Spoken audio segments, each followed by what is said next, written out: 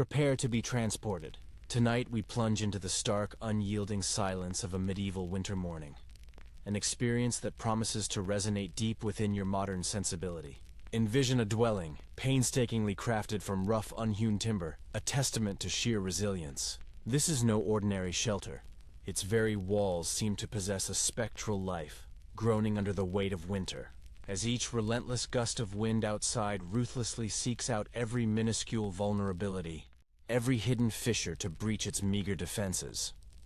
You lie beneath a thin, patchwork blanket, your body pressed instinctively against the warmth of others. Yet, the air is so frigid that your own breath drifts before you, a ephemeral plume of smoke in the faint, struggling glow of embers. Observe the roof beams, beaded with frost, delicate crystals glistening above you like an icy, indifferent constellation. A sudden, chilling realization might strike you. You would likely not survive such a reality.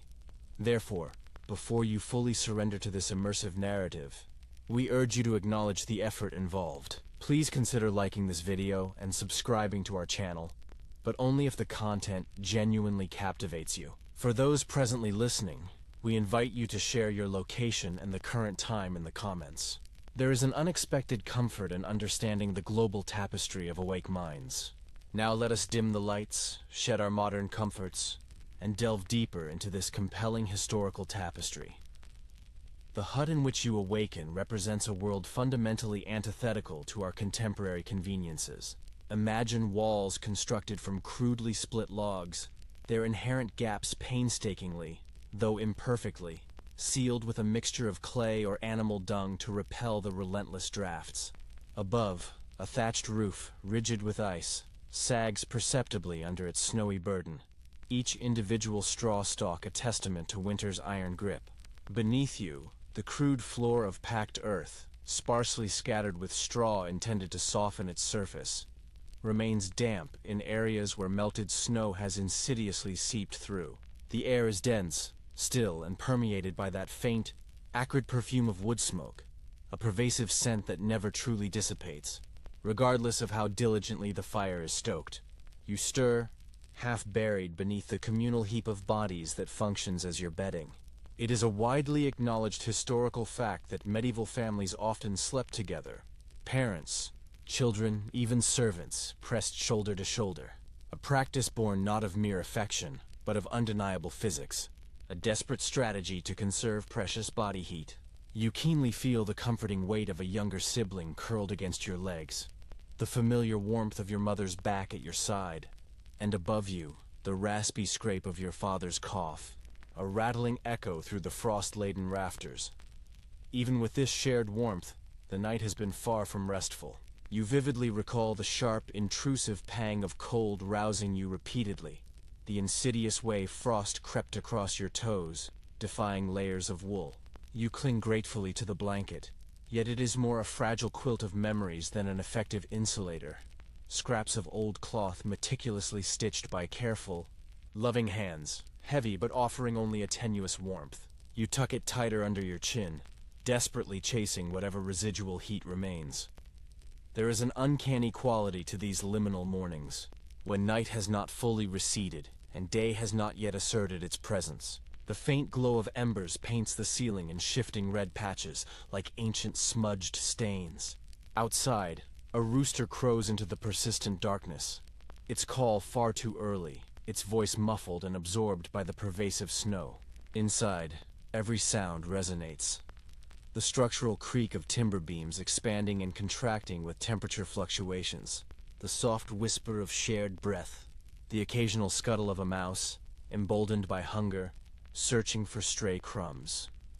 Historians continue to meticulously debate whether frost was truly as ubiquitous inside these humble huts as our modern imagination often suggests, or if steady, carefully tended fires provided more defense against the cold than romanticized accounts imply. Some scholars contend that surviving embers kept huts tolerably warm throughout the night, while others believe that waking to the visible fog of your own breath within the room was an unavoidable and harsh reality of medieval winter life. You, however, are afforded no such luxury of academic debate. The pervasive shiver coursing through your body unequivocally proves the cold is a very tangible, immediate threat. A curious, almost whimsical detail surfaces in your thoughts. In some households, people would rub animal fat or grease onto their faces before retiring, hoping this primitive moisturizer would guard against the painful sting of frost. You can almost perceive its distinct odor, mingled inextricably with the hay and the earthy scent of the animals who occasionally shared your intimate space. The idea might elicit a grimace, yet in such bitter air, anything that promised to prevent cracked, raw skin would undoubtedly have seemed a worthwhile, even essential endeavor. The door, a rudimentary plank propped into place, rattles violently under another fierce gust. Your mind conjures images of wolves, ever present in stories, always somewhere out there, perhaps just beyond the immediate edge of the clearing. The thought sparks a nervous flutter in your stomach. Yet for now, this particular danger feels reassuringly distant, muffled by towering snowdrifts, silenced by the profound cold. What is far more immediate is the scrape of your father rising, stirring the dying coals with a slender stick, muttering under his breath as he patiently attempts to coax a flame from the faint, stubborn glow. A hiss, a spark, and the comforting, life-affirming smell of wood smoke begins to bloom anew. A collective unspoken relief spreads subtly through the room, though no one stirs except you. The medieval day commences in profound darkness and near absolute silence, and you recognize that the night has not so much concluded as it has blurred into yet another phase of arduous endurance.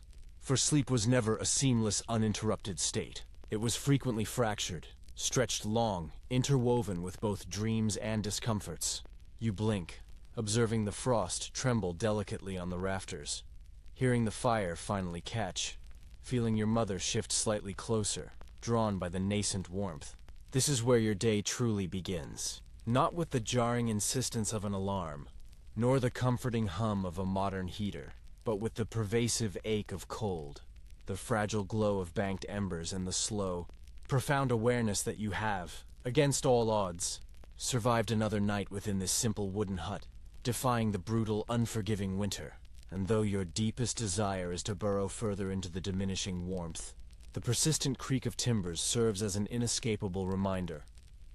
Morning has arrived, and survival unequivocally demands rising. You lie there, deeply reluctant to move, feeling the stiffness in your limbs, a direct consequence of the penetrating cold. The air inside the hut is so sharply biting that it nips at your nose and cheeks. When you pull the patchwork cover higher, the warmth it offers is fleeting, ephemeral, like attempting to capture smoke in your hands. A low groan emanates from a corner of the room, signaling another body shifting on the straw, and the sound serves as a potent reminder. You are never truly alone in this confined space. Privacy in this world is a concept entirely non-existent.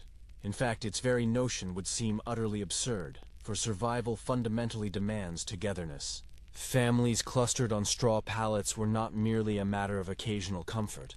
They functioned as living insulation, a collective barrier against the elements. A well-established historical fact informs us that beds as we recognize them today, complete with frames, mattresses, and an array of bedding, were opulent luxuries reserved exclusively for lords and the wealthiest households. For common folk, sleep was a far simpler, profoundly harsher affair. Imagine a single heap of straw, laid directly upon the packed earth, flattened and prickly, with hides, wool, or whatever spare cloth could be afforded layered over it. Whole families congregated there, limbs inevitably tangling, backs pressed to bellies, faces often hidden beneath the same worn, shared blanket. This forced closeness was not an optional arrangement. It was the crucial difference between merely enduring the brutal winter night and succumbing to shivering exhaustion. You keenly sense the profound weight of that closeness now. Your younger brother, small and perpetually restless, is wedged firmly at your side, his feet, cold as ancient stones, pushing instinctively against your legs, seeking any available warmth. Beyond him, your sister curls up tight like a small, wary hedgehog, her hair a tangle against your arm. Your mother, at the very center, cradles the smallest child, a toddler still at that innocent age when sleep arrives easily, impervious to the relentless cold. On the far edge, your father stretches his long legs, a silent effort to shield everyone from the insidious drafts creeping through the wall's inevitable gaps. A curious tidbit of historical lore whispers into this scene. Sometimes, straw pallets were not exclusively for humans. In the smallest, most desperate huts, animals might share the bedding space as well, particularly young goats or lambs. Their radiating body warmth was deemed precious, and while their scent might not have been particularly pleasant, the undeniable comfort of another living body far outweighed the inconvenience. It was a rustic, elemental form of heating, alive, breathing, and often vocal. You conjure an image of a goat bleating softly in the dead of night, or a hen flapping near your feet. Both companions and necessities in this ceaseless struggle against the cold. Historians continue to robustly debate whether these communal sleeping arrangements genuinely fostered stronger family bonds or if they ultimately led to simmering frustrations that quietly permeated the long winters.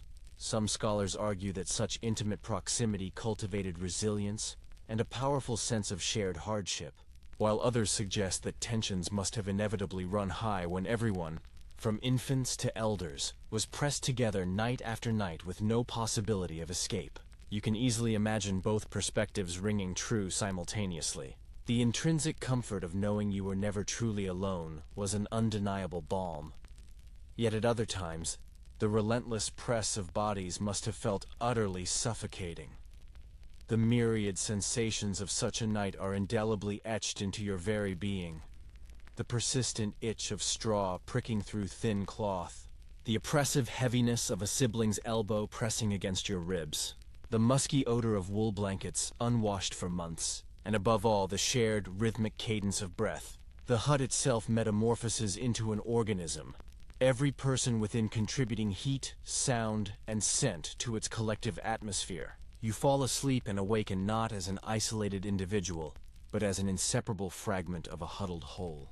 As dawn pushes its faint, hesitant light through minuscule cracks in the wooden slats, the sight is almost comically poignant. Limbs sprawled haphazardly across each other, mouths agape in slumber, hair sticking up in wild tufts, children drooling unselfconsciously onto sleeves, parents muttering half-dreamt words.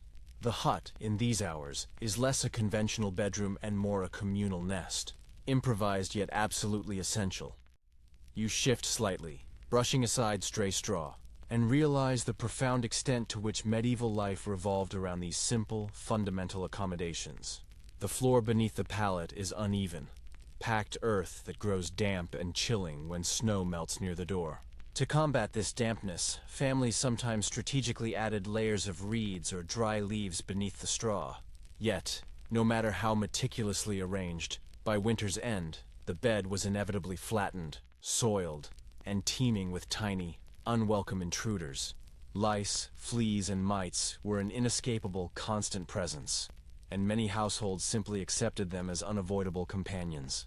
You instinctively scratch at your neck, half in memory and half in present irritation, acutely aware that genuine rest was never free from such incessant interruptions. Still, the undeniable warmth of human company powerfully outweighs the discomfort. Imagine attempting to sleep alone in that hut, the cold pressing down with an oppressive weight, the silence profoundly unsettling, the fear of wolves or spirits amplified to an unbearable degree. With your family, each shared breath reassures you that life persists, that you are an integral part of something resilient. It is a fundamental lesson in survival that modern sleepers, comfortably ensconced in private rooms, may find profoundly difficult to grasp. Closeness was not an inconvenience. It was the very lifeline itself. A curious comparison emerges as you contemplate noble households. While peasants shared a single communal pallet, wealthier families often possessed large, elaborately carved wooden beds, often adorned with heavy curtains. These curtains were not mere decorative flourishes. They served a crucial practical purpose as insulation, effectively trapping body heat within a small personal cocoon. Yet, in a profound way, your straw pallet achieves a remarkably similar effect through sheer numbers. What lords accomplished with expensive fabric, peasants accomplished with flesh and breath. There is also the undeniable element of safety. Lying together means no one is left vulnerable at the hut's precarious edge. If an insidious draft seeps in, if an unsettling noise outside jolts you awake, if a child cries out in the night, the family responds collectively as a unified entity. You are never truly defenseless when you are an integral part of this living, breathing heap. And though your body aches from the persistent lack of personal space, you know deep down that you would never trade this communal existence for the chilling isolation of solitude. Even dreams seem to be shared in this intimate environment. One sibling mutters in their sleep, another kicks at imaginary threats, and you find yourself half dreaming of the very same wolves or unseen raiders, as if fears seep insidiously into the entire cluster of sleepers.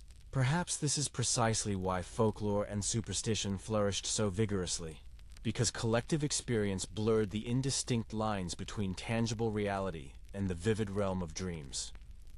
Your father stirs again, rising to meticulously feed the fire. His movement gently rouses the others, and slowly, deliberately, the nest of bodies begins to untangle. Children rub their sleep-laden eyes, mothers softly hush infants, and the hut gradually fills with the low, comforting murmur of awakening voices. Morning in this world is never truly quiet, because survival unequivocally demands immediate activity.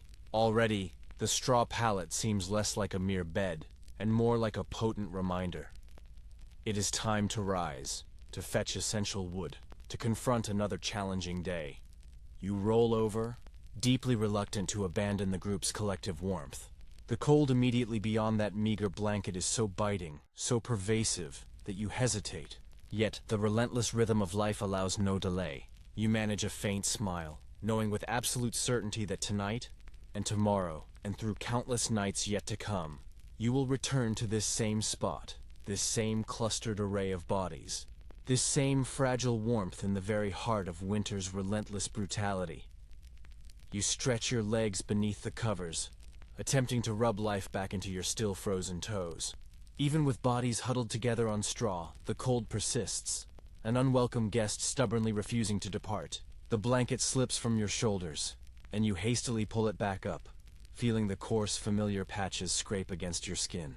In this dim, flickering firelight, you observe something you never consciously register in summer: the layers of clothing you wear, even in sleep. A mainstream historical fact reveals that medieval people rarely fully undressed for bed in the manner modern sleepers do. Dedicated nightclothes, as we understand them, were largely uncommon outside of affluent households. Instead, peasants simply slept in their day garments, or in whatever spare tunics and cloaks they could layer on. The primary objective was not comfort. It was unadulterated survival. You glance down at yourself now, bundled in a rough wool tunic, a faded linen shift beneath, and a patched cloak draped across your shoulders. Your legs are encased in thick hose, the wool undoubtedly itchy but blessedly warm, and at your feet, a pair of cloth wrappings serve as makeshift socks. The sensation is profoundly familiar. The constant, subtle itch of wool, the oppressive heaviness of often damp fabric, the way layers inevitably twist uncomfortably during the night. And yet, without them, the cold would have gnawed at your exposed skin far more fiercely. You recall your mother's words, muttered each evening, as she urged you to add yet another layer. Better the itch than the chill. A quirky tidbit surfaces from memory. Some peasants would strategically stuff straw or scraps of fabric into their clothes as additional insulation. Imagine tucking handfuls of dry grass into the gaps of your tunic, effectively transforming your own body into a crude scarecrow of sorts, yet one valiantly shielded against the biting night air.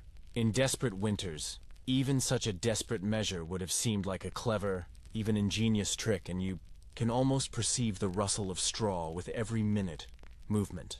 Historians continue to debate whether this practice of layering was universal, or if it was more prevalent in northern regions where winters were significantly harsher.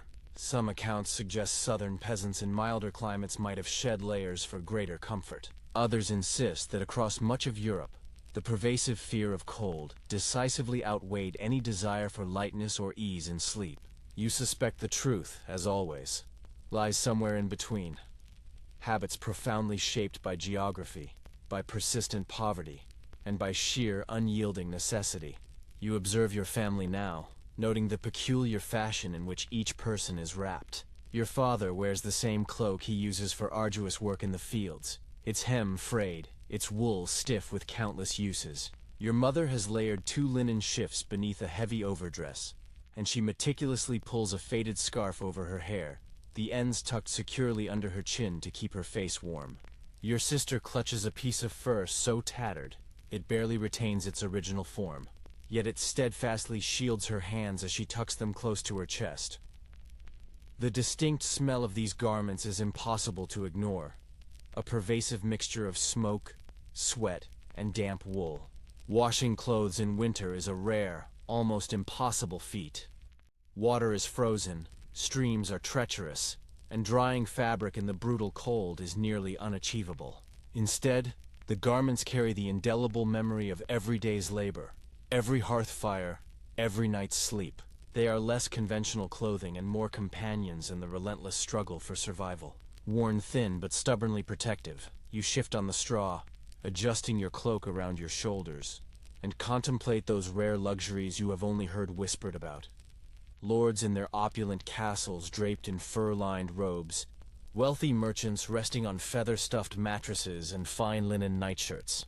Such stories feel more like distant legends than any tangible reality. For you, sleep is an experience always wrapped in the persistent scratch of wool, the oppressive weight of patched cloth, and the shared, hard-won warmth of garments passed down from elder to child. And yet, there is something profoundly comforting in the nightly ritual of preparing for bed. Each evening, as the fire dies low, your family prepares for sleep not by shedding clothes, but by adding them. Scarves wound tighter, cloaks pulled closer, woolen caps tugged firmly over ears. The act itself becomes a potent signal. The world outside is cold. Relentlessly so, but together, meticulously wrapped and layered, you will endure. The air in the hut prickles sharply against your skin as your father briefly opens the door to check the depth of the snow. A sudden blast of icy wind sweeps through, and you shiver violently, pulling the blanket tighter around you. The importance of those layers is undeniable. Without them, that single gust could pierce straight through your body, a lethal arrow of cold. With them, you are shielded, however imperfectly, from winter's biting teeth. There is also a certain dignity inherent in these humble garments. They bear the indelible marks of your family's resourcefulness, the meticulous patch your mother sewed last spring, the wool dyed with onion skins to impart a faint, earthy color, the linen woven by your grandmother's hands decades ago. To sleep in these clothes is to wrap yourself not only in physical warmth, but in a tangible tapestry of memory. Each stitch is a story. Each patch a quiet, yet powerful reminder that your family has faced and survived many winters before. Still, discomfort is an unavoidable constant. You turn, restless, the fabric bunching beneath you, the incessant itch of wool relentless. You scratch at your arm, then sigh, attempting to find stillness once more. Perhaps this is precisely why medieval people were so accustomed to segmented sleep. Waking once in the middle of the night, tossing and turning, then drifting back into slumber again. The body, restless under layers of cloth and burdened by aches, demanded these small, necessary breaks before surrendering once more to rest. A faint murmur drifts through the hut as your sister complains about the persistent itch of her blanket. Your mother softly hushes her, gently reminding her that warmth profoundly matters more than fleeting comfort. You think, with a wry, knowing smile, that medieval parenting was often a delicate negotiation between sheer endurance and persistent complaint. You close your eyes again, adjusting the cloak around your neck, and allow yourself to drift. The cold is still present, an undeniable force, but it is dulled by the communal embrace of fabric and family. Your body, meticulously wrapped and weighted, finally begins to relax. And though your dreams will likely be filled with the pervasive sensations of frost and discomfort, there is also a strange, profound reassurance in knowing that even in such severe hardship, you are clothed, shielded, and inextricably bound to others in the collective fight against the brutal, unrelenting winter. The night stretches on, and with it, the persistent sound of fabric rustling, the faint familiar itch of wool, the steady, comforting warmth of layered bodies, all struggling together against the relentless cold. Sleep, imperfect and fractured as it is, returns, carried not by luxury or comfort, but by an unwavering endurance, meticulously stitched into every thread you wear. You stir again, restless in the deep of the night, and the crackle of the fire has diminished to a faint, struggling whisper. The cold presses closer now, insidiously creeping through the inevitable gaps in the hut's structure, and you instinctively burrow deeper under your meager blanket. Yet there exists another source of warmth nearby, one to which you have grown so profoundly accustomed that you hardly give it conscious thought. Your animal companions. A mainstream historical fact confirms that in many medieval households, animals were not confined to separate barns or sheds, but frequently shared the very same living space as the family. In smaller cottages and humble wooden huts, particularly during the harsh winter months, it was entirely normal for livestock to spend the night indoors. Chickens, goats, pigs, even a calf or two might huddle just a few feet away from your sleeping pallet, their bodies contributing precious, vital warmth to the hut. This intimate mingling of human and animal life, while perhaps seeming peculiar to modern sensibilities, was profoundly practical, highly efficient, and utterly essential for survival. You shift slightly on the straw and hear it, the soft, contented grunt of a pig settling deeper into its own pile of hay near the hearth. The smell is undeniable, earthy and pungent, blending inextricably with the pervasive smoke and damp wool until it becomes the very scent of daily life itself. Somewhere in the shadows, a chicken rustles, its feathers brushing softly against the floor as it finds a place to roost. These sounds are an integral part of your lullaby, familiar and, in an odd way, profoundly reassuring. For where there are animals, there is heat, and where there is heat, there is the enduring hope of making it through the treacherous night. A quirky tidbit whispers into memory. Stories were often told of children who grew so deeply fond of their animal bedfellows that they preferred the pig's robust warmth to that of their own siblings. A pig, after all, radiates heat like a living stove, its plump body creating a comfort that no mere woolen cloak could rival. You vividly imagine the sheer joy of resting your frozen feet against its warm side, the profound relief flooding through your body as the relentless chill inexorably ebbs away. Historians continue to robustly debate whether this practice was widespread across all regions or if it was more characteristic of Northern Europe, where winters were uncommonly brutal. Some scholars suggest that in wealthier parts of the continent, animals were kept separate to mitigate the risks of disease and filth, while in poorer or more rural communities, sheer necessity overwhelmingly overruled any concerns of hygiene. Whatever the ultimate truth, the intimate mingling of species under one roof left an indelible mark on daily rhythms, profoundly shaping not only how people slept, but how they experienced life itself. You glance across the dim hut now. Your father snores softly, his body instinctively turned toward the hearth where the pig grunts. Your sister stirs, murmuring in her sleep, her small hand reaching out until it brushes the fur of a goat tethered nearby. The animal shifts but does not protest. It, too, is undoubtedly grateful for the shared warmth. Your mother's breathing is steady, rhythmic, her arm cradling the youngest child close against her chest. Around you, the hut feels less like a simple structure of wood and clay, and more like a crowded ark of survival, human and animal alike, united in their struggle against the relentless storm. The air is heavy with their mingled breath. It visibly steams in the faint glow of the embers, rising in little clouds that curl upward toward the soot-stained rafters. Each sound contributes to the nocturnal chorus, the steady thrum of snoring, the occasional bleat, the faint scratch of claws as a chicken shifts on its perch. It is not a quiet night, but there is an undeniable safety in this symphony, a potent reminder that life, however precarious, endures even when frost claws relentlessly at the door. There is another distinct advantage to having animals inside: protection. Pigs instinctively grunt at strange, unfamiliar noises. Dogs bark if something suspicious lurks outside. Geese hiss fiercely at shadows. In the profound silence of medieval nights, these living alarms were as vitally important as warmth itself. You can almost envision a wolf prowling near the edge of the village, deterred not by impenetrable walls, but by the riotous racket of beasts within. In this fundamental way, your family shares not only warmth, but a collective watchfulness. Every creature, in its own fashion, acts as a sentinel. You stretch your legs again, your foot brushing inadvertently against the straw where the goat lies. The warmth radiates back instantly, and for a fleeting moment, you sigh with profound relief. Then you shift back, acutely aware that comfort invariably comes with a cost. The persistent smells that cling to your clothes, the insidious fleas that inevitably find their way from animal hides into human bedding, the uneasy knowledge that your sleep is shared with more than just your immediate family. Yet in the stern hierarchy of medieval worries, warmth decisively outranks mere odor, and so you accept it. Consider how this arrangement must have profoundly shaped childhood memories. A medieval child's lullabies would have encompassed not only their mother's gentle voice, but also the distinctive grunt of a pig, the soft bleat of a goat, the rustle of resting hens. Their dreams would have carried the sounds and scents of a barn, because in truth, their very bedroom was an integral part of the barn, and when they matured, they would perhaps laugh at the memory, or recount stories of winters where a cow's side served as their most effective living heater.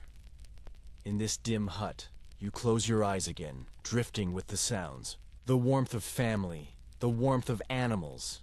It all blends together until it is utterly impossible to separate one from the other. The hut may be fragile, its walls thin, its roof leaking insidious frost, but inside, it pulses with undeniable life. You breathe it in, smoke and straw and fur. And though your body aches, your heart feels strangely steadier.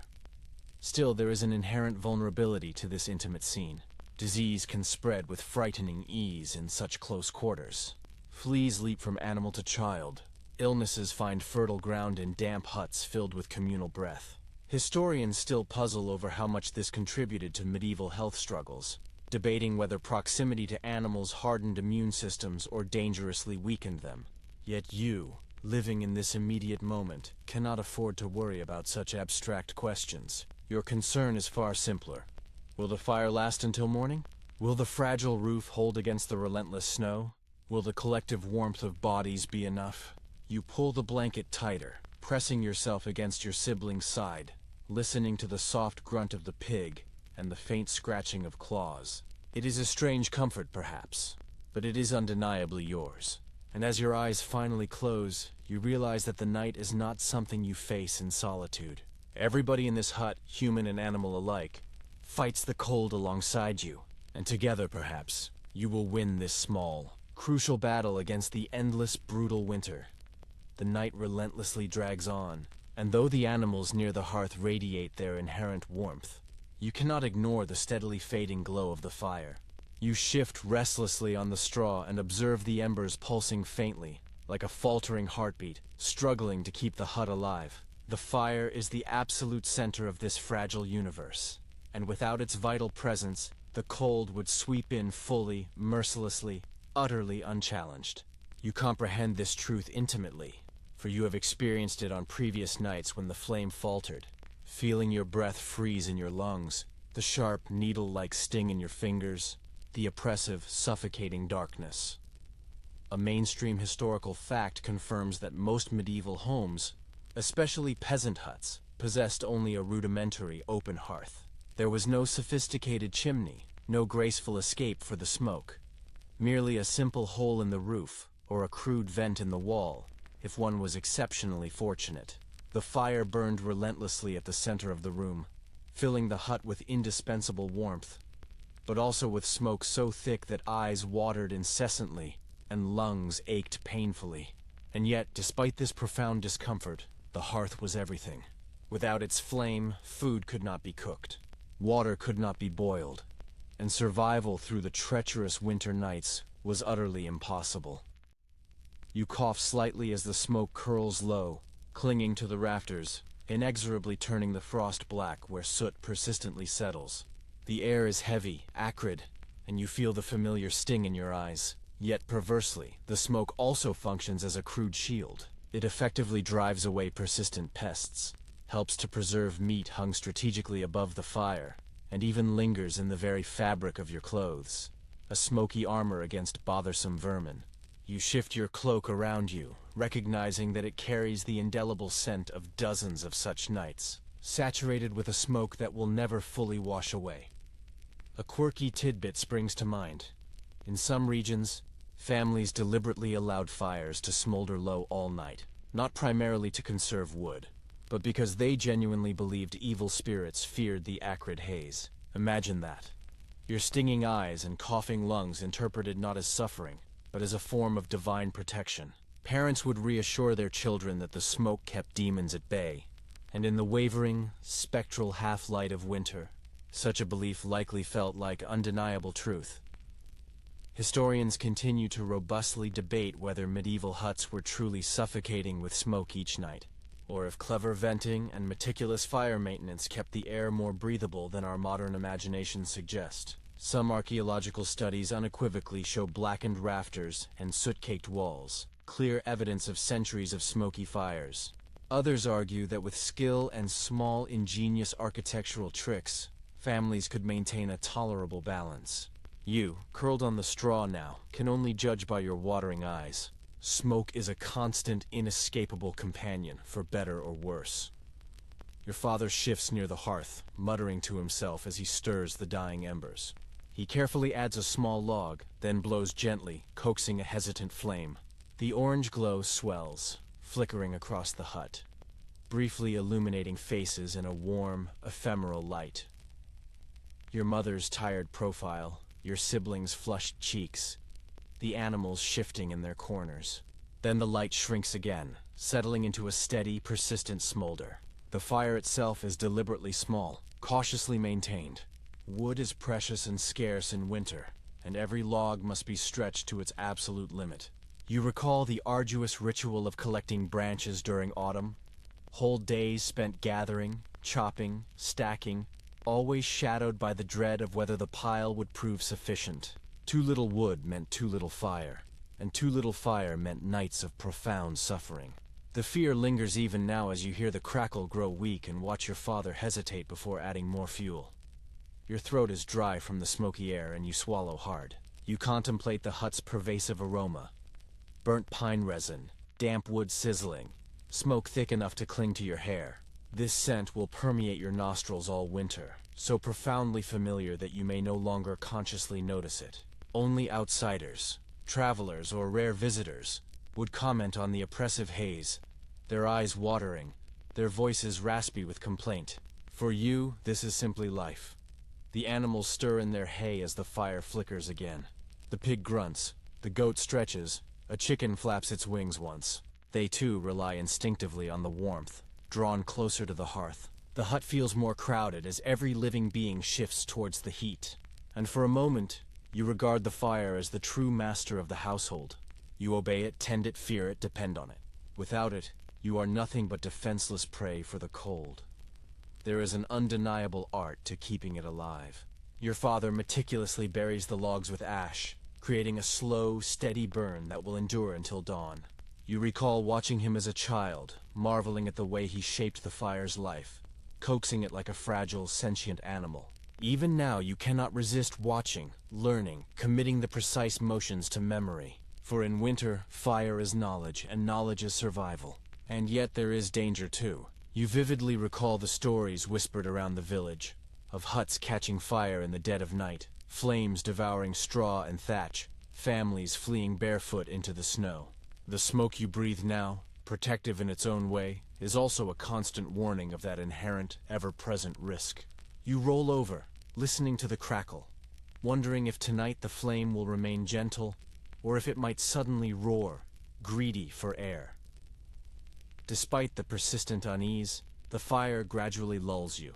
Its glow casts dancing shadows across the walls, transforming ordinary cracks into shifting, fantastical shapes. You observe them lazily, allowing your mind to wander. Some shapes resemble animals, others twisted figures, and in your half-dreaming state, they become companions, flickering in and out of vision. Your breathing slows, your body finally relaxing under the blanket. The smoke still burns your throat, but the warmth is a worthwhile trade. You contemplate how each ember is a tiny miracle, carrying forward the promise of another dawn. You wonder if tomorrow will bring more wood, more food, more strength, or if it will simply be another day of arduous endurance. But for now, as your eyes close again, the fire steadfastly holds. The hut is alive, and in its smoky embrace, you drift once more into uneasy but necessary sleep. The hut is heavy with a complex blend of smells: smoke, damp wood, and something profoundly earthier that clings stubbornly to the straw beneath you. As you stir, your nose wrinkles, not out of surprise, but from deep, intrinsic familiarity. This is the very perfume of survival, and though it would undoubtedly horrify a visitor from a distant, cleaner century, you know no other. One well-established detail from medieval households is that the mingled odors of daily life were utterly unavoidable. The floor was not polished timber, but packed dirt, sometimes laboriously smeared with animal dung and clay to harden its surface. Over time, persistent moisture crept in, hay rotted, and the air grew rich with a potent cocktail of scents: wet wool, burning peat, human sweat, and the acrid tang of ubiquitous smoke. Even so, this was the unquestioned norm. To step outside the hut into crisp, clean snow might have momentarily felt purer, but the accompanying chill was unforgiving, lethal. Inside, you stoically endured the smell because it came hand with indispensable warmth. You draw in a breath, now and immediately catch the sharpness of damp straw where someone inadvertently spilled water the day before. It blends inextricably with the sourness of fermenting ale stored in a crude jug by the hearth. And somewhere beneath it all lingers the musky, pervasive scent of animals bedding down nearby. Your senses are never truly at rest, because in this confined space, everything shares the same: heavy air. One curious custom recorded in various rural communities was the scattering of aromatic herbs, mint, sage, or juniper, onto the floor or directly into the bedding. Not only did this impart a momentarily fresher scent, it was also widely believed to drive away bothersome vermin. You vividly imagine your mother crushing dried leaves between her calloused hands, the transient fragrance momentarily masking the deeper smell of dung and sweat. Perhaps it offered fleeting relief, but the persistent, smoky haze always inexorably reclaimed its dominance. There is an ongoing debate among scholars about how medieval people truly perceived these pervasive odors. Were they dulled to them, their senses hardened by relentless routine? Or did they quietly yearn for relief, perhaps dreaming of the rare, clean scent of linen freshly washed in icy rivers? Modern noses instinctively recoil at descriptions of medieval reek and rot. But perhaps in their time, such smells were simply invisible, an unremarkable part of the very backdrop of existence. The walls of the hut themselves contributed their own distinct aroma. Constructed of logs sealed with clay and dung, they released a musty, earthy tang whenever dampness subtly seeped in. Touching the wall with your palm left an immediate, earthy residue. In summer, the smell was sharper, almost grassy. In winter, it thickened, heavy with trapped moisture and dense smoke. Your body, however, adjusts. You notice that after a few moments, you no longer consciously register the sheer strength of the odor until a new one is introduced. A waft of charred wood from the hearth, a sudden pungent whiff of goat, or the sharp tang of someone's unwashed feet. Each arrival makes the air shift again, layering scent upon scent until the hut becomes a complex, living tapestry of survival. You smile faintly, recalling how children sometimes innocently played games, guessing the source of various smells. A sibling might wrinkle their nose and playfully accuse another of bringing the pig stench into the bedding.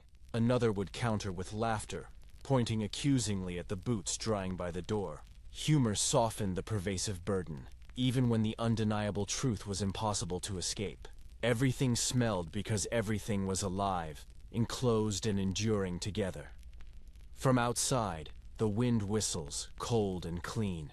You imagine the stark contrast of stepping into it, your lungs filling with air so sharp it stings, only to retreat moments later, desperate for the life-giving warmth of the hut. The odor within, however heavy, suddenly feels infinitely preferable when weighed against the immediate threat of frostbite.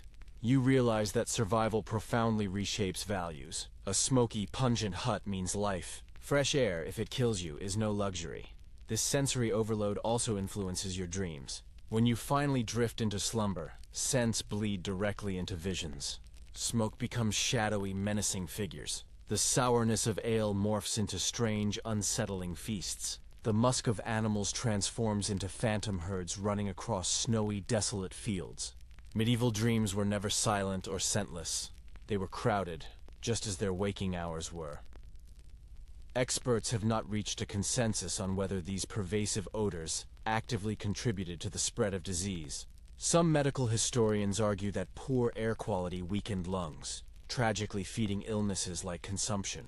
Others insist the smoke, despite its discomfort, may have acted as a natural sterilizer for the air, inadvertently reducing infection risks. Whatever the truth, you know what you feel. Your eyes sting, your throat rasps. But without this smoky haze, you would be far colder, far hungrier, and far less alive. You curl deeper into the blanket now, closing your eyes against the persistent sting of ash. Your skin prickles from the damp straw. Your nose twitches at the undeniable musk of animals. But there is a profound comfort hidden within it all. These scents are the very rhythm of your life, inextricably binding you to the hut, to your family, to the animals sharing the air. And though modern noses might deem it unbearable, to you, it is quite simply the smell of home. The embers glow faintly, and the shadows dance once more across soot-stained rafters. You allow the heaviness of the hut's atmosphere to settle over you like another, oppressive blanket. It is imperfect, pungent, and suffocating at times, but it is undeniably yours. With it comes the profound promise that another dawn will eventually arrive. And with that dawn, the fragile, tenuous continuation of life within this simple wooden shell. The glow of the fire dips low again, but this time your father does not replenish it. Instead, he kneels carefully, scooping ash with practiced, deliberate hands, burying the precious coals beneath a thick, gray blanket of dust. You watch drowsily, momentarily wondering why he would deliberately hide the very thing that sustains your life. Yet you have witnessed this ancient ritual countless times, and you understand its vital purpose: to meticulously preserve the fire until morning without needlessly wasting precious wood. Records from the period unequivocally confirm that banking embers was a nightly ritual in countless medieval households. Without matches or easily accessible fire-making tools, allowing flames to die entirely meant enduring hours of arduous labor to rekindle them. Flint and steel could indeed spark, yes, but coaxing a sustainable flame from dry tinder in damp winter air was a frustrating high-stakes gamble. So, families tended their embers like fragile, invaluable treasures, tucking them meticulously into ash where they could smolder safely and persistently until dawn. You recall how, as a child, you were utterly mesmerized by the glowing coals. They appeared alive, breathing slowly, pulsing red beneath their protective blanket of ash. Your father would softly hush you when you tried to poke at them, warning that too much air would extinguish the precious glow. Even now you resist the powerful temptation to stir them yourself. The embers are patient but inherently fragile, and careless fingers can prematurely end a family's vital warmth in mere seconds. One curious custom, sometimes mentioned in village law, was the pervasive belief that if embers died completely during the night, it was an ominous sign of bad luck for the entire household. Some families even whispered small charms over the hearth, half prayer and half ingrained habit, to ensure the glow lasted until sunrise. You can vividly imagine your grandmother muttering her ancient words in the oppressive dark, pressing a ritualistic cross of ash onto the hearthstone before meticulously covering the fire. Whether or not the charm possessed genuine power, the act itself provided profound reassurance. Academic circles remain divided on exactly how effective this method was. Some argue that smothering embers under ash produced dangerous carbon monoxide and rendered huts perilously smoky, while others believe the technique was surprisingly safe when executed with meticulous care. Archaeological finds of hearths layered in ash strongly suggest the practice was widespread, so perhaps the truth lies in a delicate balance. Too much ash suffocated the flame, too little allowed it to flare and consume precious fuel. The true skill lay in precise judgment, honed by long, unforgiving winters and endless nights of practice. You picture the embers now, faint and hidden, yet still subtly breathing. The hut darkens significantly without the vibrant flame, leaving only soft orange glimmers seeping through the ash. It feels as though the very heart of the house has been tucked to bed, just as the family has. Around you, bodies settle again, sighing into a deeper slumber.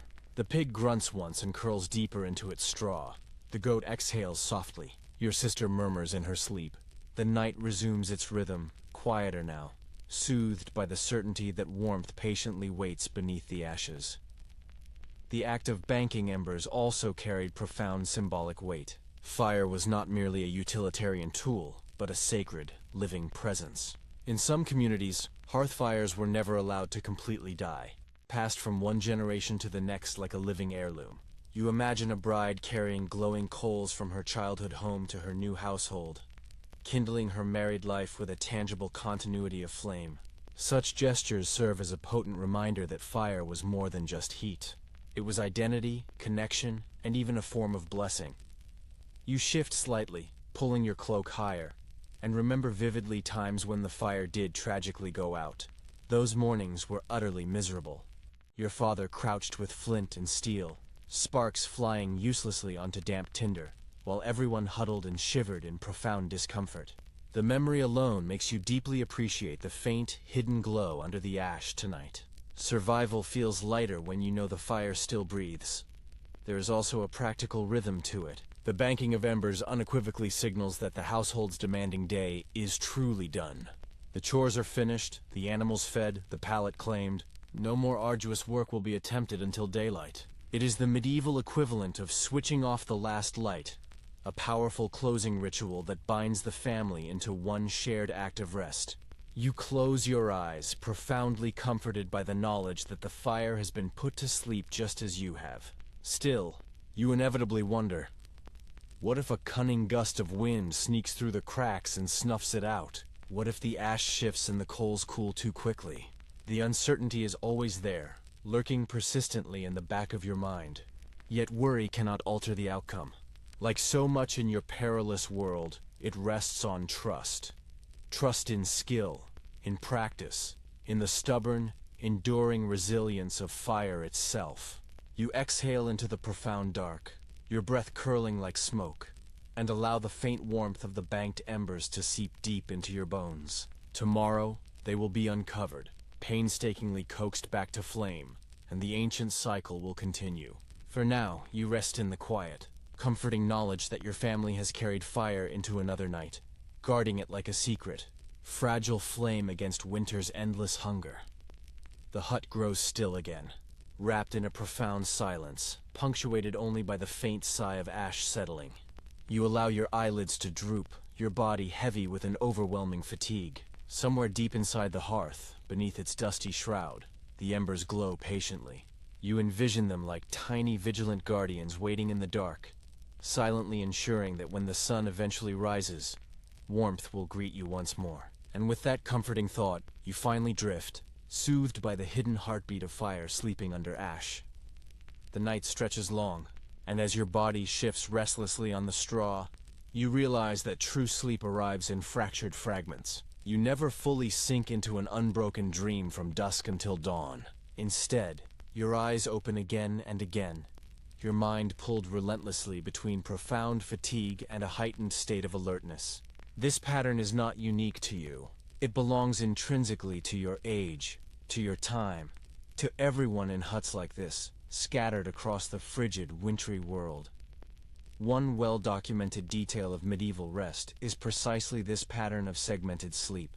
Instead of one continuous slumber, people often drifted off soon after nightfall, then awoke in the middle of the night for a stretch of quiet wakefulness before returning to a second sleep until dawn. Diaries, sermons, and even medical texts from the era explicitly mention this rhythm as though it were entirely natural, an intrinsic part of human existence. In the compelling absence of artificial light, darkness itself seemed to profoundly shape the body's hours. You feel it now. After only a few hours under the patchwork quilt, you stir awake. Your eyes are instinctively drawn to the faint red glow of the banked embers. Around you, your family stirs as well. Your father coughs softly.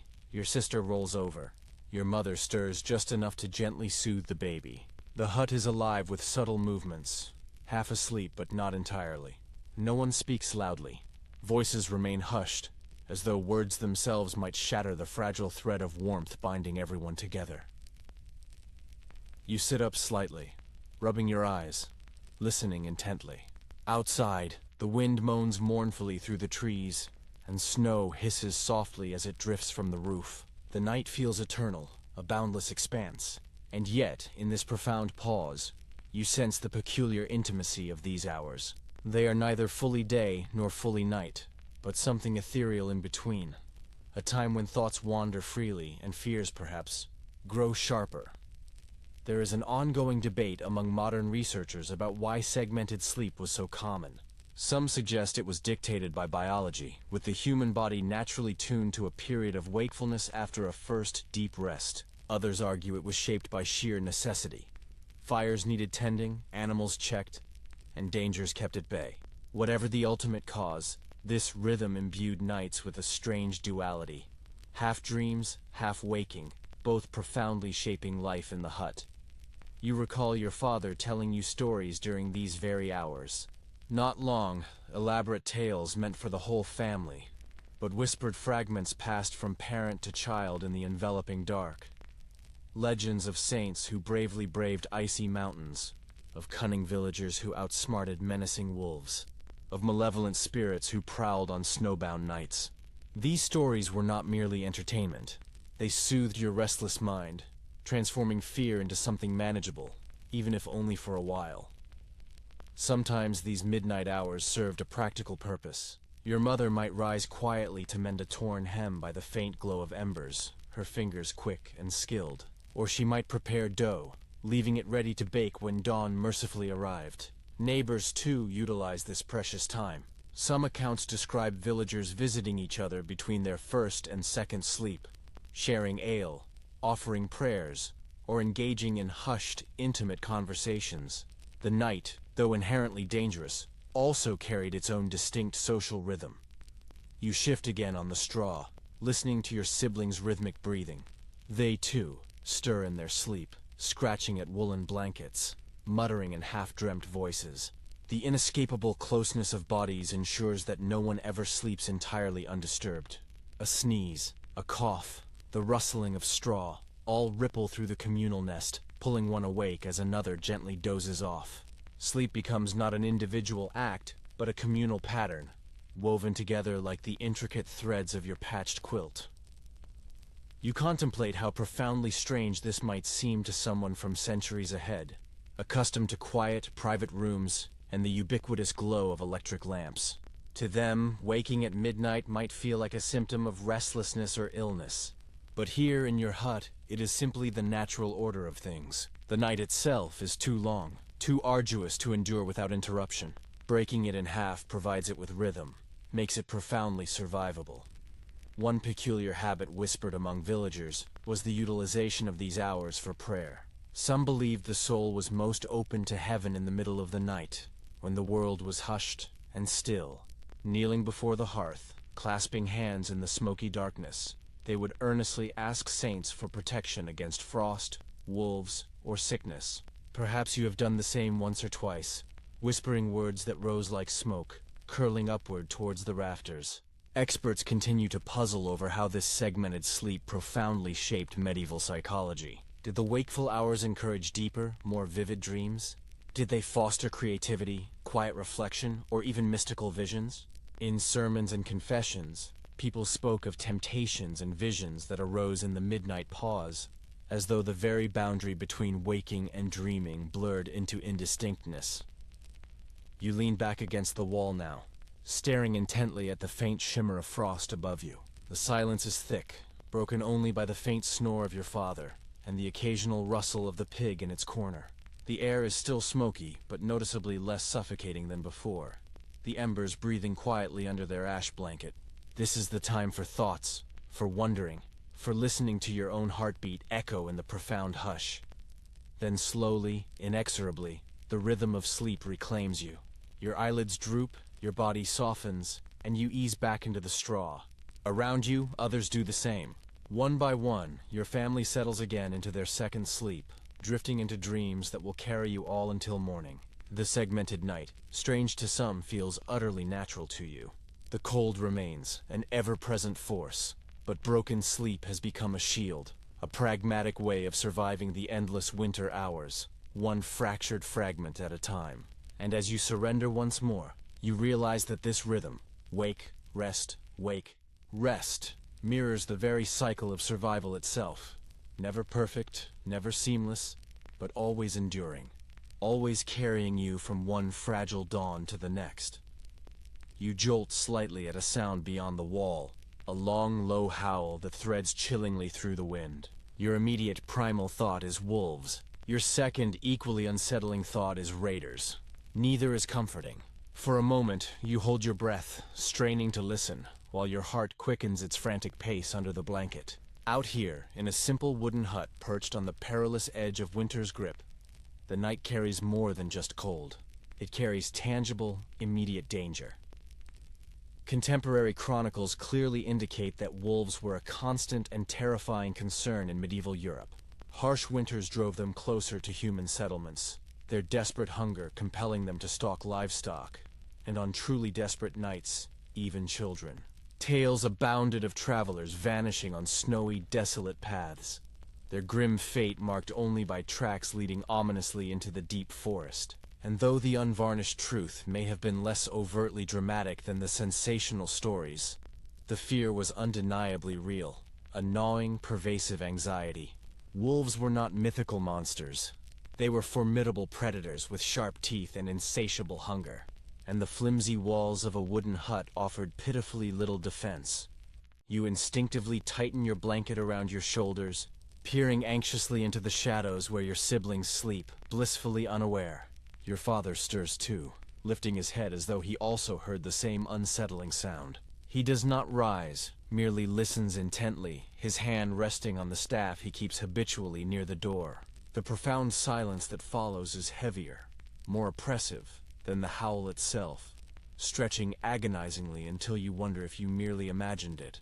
Then the wind picks up again, whistling fiercely through the cracks in the wall, and the sound dissolves into its relentless roar. One peculiar superstition, often repeated around village fires, was the belief that wolves could be kept at bay by hanging sprigs of juniper or iron charms above the door. Whether truly effective or not, such rituals afforded families a vital sense of control against forces utterly beyond their power. You recall your mother tying a bundle of herbs to the hut's main beam last winter, her hands steady, though her eyes subtly betrayed her own deep unease. There is ongoing scholarly disagreement about how frequent raids by bandits or hostile neighbors truly were during winter.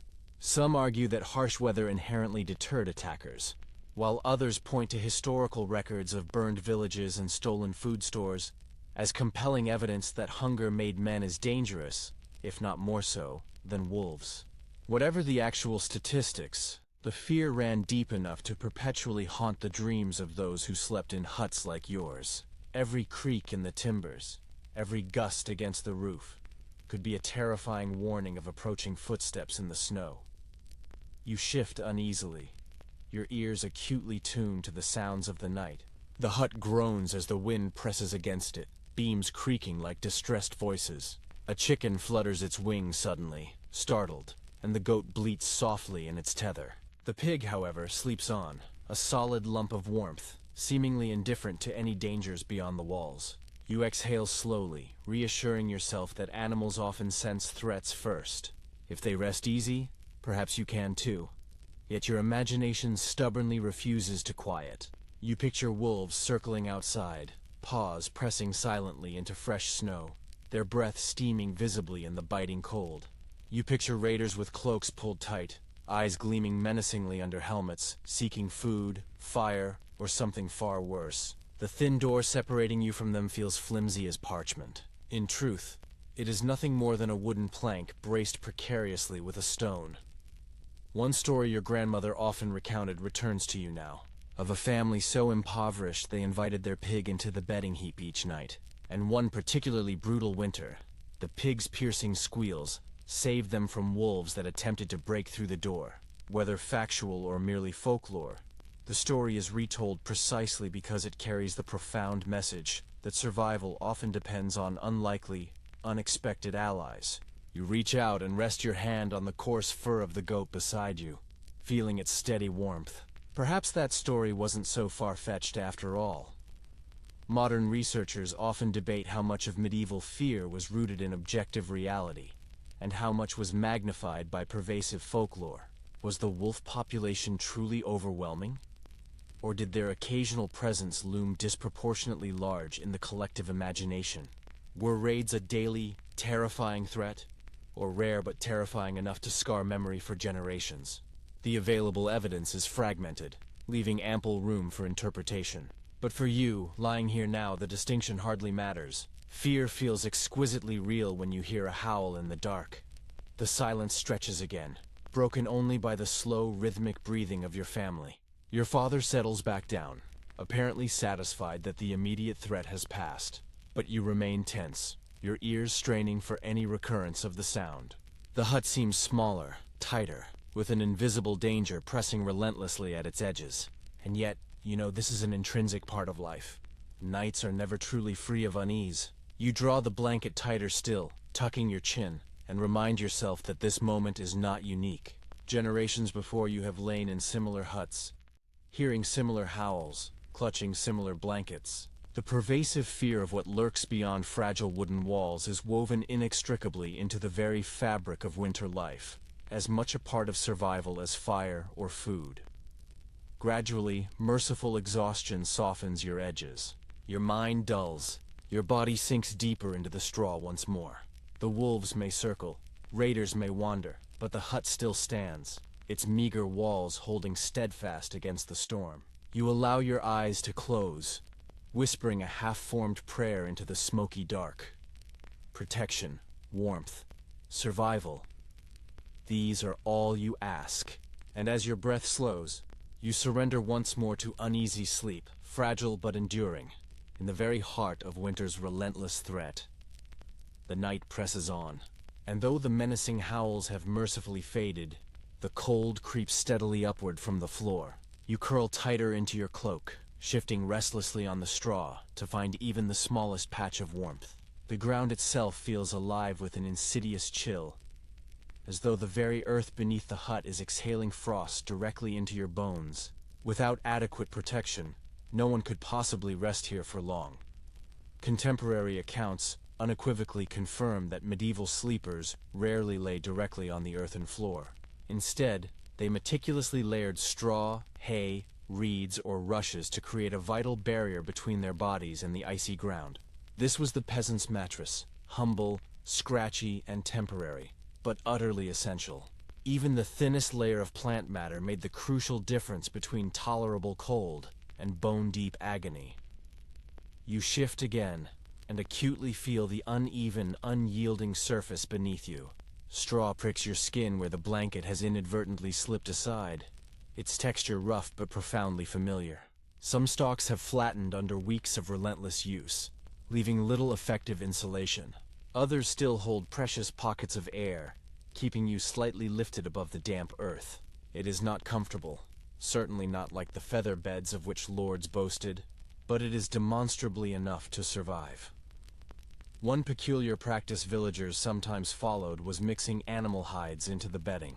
Freshly cleaned sheepskins or deerskins laid fur side up provided a warmth that straw alone simply could not rival. You recall the rare, cherished nights when your father returned from the hunt with a hide, still redolent of the forest, stretched out beneath your family. The fur tickled your legs, but it brilliantly trapped heat, and everyone crowded closer to it. A single skin felt like an invaluable treasure in midwinter. Experts haven't reached a consensus on how frequently bedding was changed or replaced. Some argue that straw pallets were renewed every few weeks, while others suggest families stretched them through an entire season, regardless of the accumulating filth. Archaeological remains of rushes pressed deep into house floors suggest both possibilities, depending on a family's wealth and diligence. In truth, you know that once the snow falls and fields lie buried, gathering fresh straw is no easy task. Families stoically endured the stench and the itch until spring. You scratch at your arm, half in dream, half in genuine irritation. Fleas thrive in the straw, biting incessantly at exposed skin. They are an inescapable part of the night, as inevitable as smoke or hunger. Your sister stirs beside you, slapping absently at her leg before rolling over with a groan. You wonder how anyone ever achieves full, undisturbed sleep under such constant discomfort. But then again, what choice do you truly have? Fatigue is a far stronger force than mere irritation, and exhaustion always, ultimately wins. The smell of the bedding is heavy too. Straw absorbs everything. Sweat, spilled ale, spilled milk, the pervasive musk of animals. Over weeks, the odor becomes dense, mingling inextricably with smoke and damp wood until it seems to cling to your very skin. And yet, you cannot fathom sleep without it. A bare floor would freeze you to the bone, and fancier mattresses are unattainable dreams, fit only for nobles and priests, not for families in huts like yours. You contemplate those privileged nobles tucked into wooden frames raised high above the floor, resting on thick mattresses stuffed with feathers, wool, or down, with curtains meticulously drawn around the bed to retain warmth. Servants to fetch fresh rushes, perfumes to mask any odor. Their world feels like an entirely different universe. Here, your mattress is shared. Its stuffing is both a gift and a burden, but it is undeniably yours. Sometimes villagers attempted to improve the palate with ingenious tricks passed down through generations. One was to place warmed stones beneath the straw, carefully wrapped in cloth to prevent scorching. Another was to add layers of bracken fern, whose stiff leaves helped to keep dampness at bay. These small innovations provided brief, precious relief, though they were never perfect. You picture your grandmother showing you how to arrange fern leaves in a crisscross pattern, explaining that they lasted longer than straw, her wrinkled hands moving with practiced ease. There's a persistent debate among social historians about whether peasants truly minded their humble bedding. Some argue that people became accustomed to discomfort, their standards simply different from ours. Others suggest they longed constantly for better, silently envying the lords whose sleep was cushioned and sweet-smelling. Perhaps both are true. Perhaps they envied and endured in equal measure. You lie still, your ear pressed close to the bedding, and listen. The straw whispers faintly as your sister shifts, a sound like dry grass in summer. You can hear mice scuttling somewhere beneath, bold enough to claim scraps that fell from supper. The earth smells faintly of mildew where the snow seeped in near the door, reminding you that no barrier is ever perfect. And yet, despite everything, the fleas, the stench, the uneven lumps, you begin to understand the comfort hidden within this bed. It is not softness that soothes you, but profound familiarity. Every stalk, every rustle, every prickle has been with you night after night, binding you inextricably to family and to place. This is not a bed of luxury, but of belonging. Your eyes grow heavy again, your body surrendering to the crude embrace of straw and hides. You sigh, adjusting your cloak so that no patch of skin is exposed to the insidious draft around you. Others shift too, every movement reshaping the communal mattress beneath.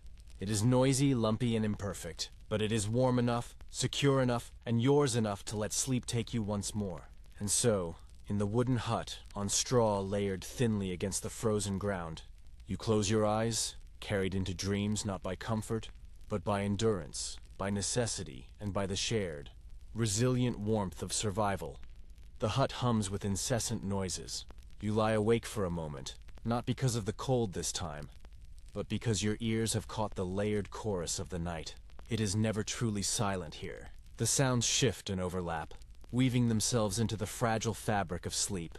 Some soothe you, others unsettle you, but all serve as a potent reminder that the hut is profoundly alive.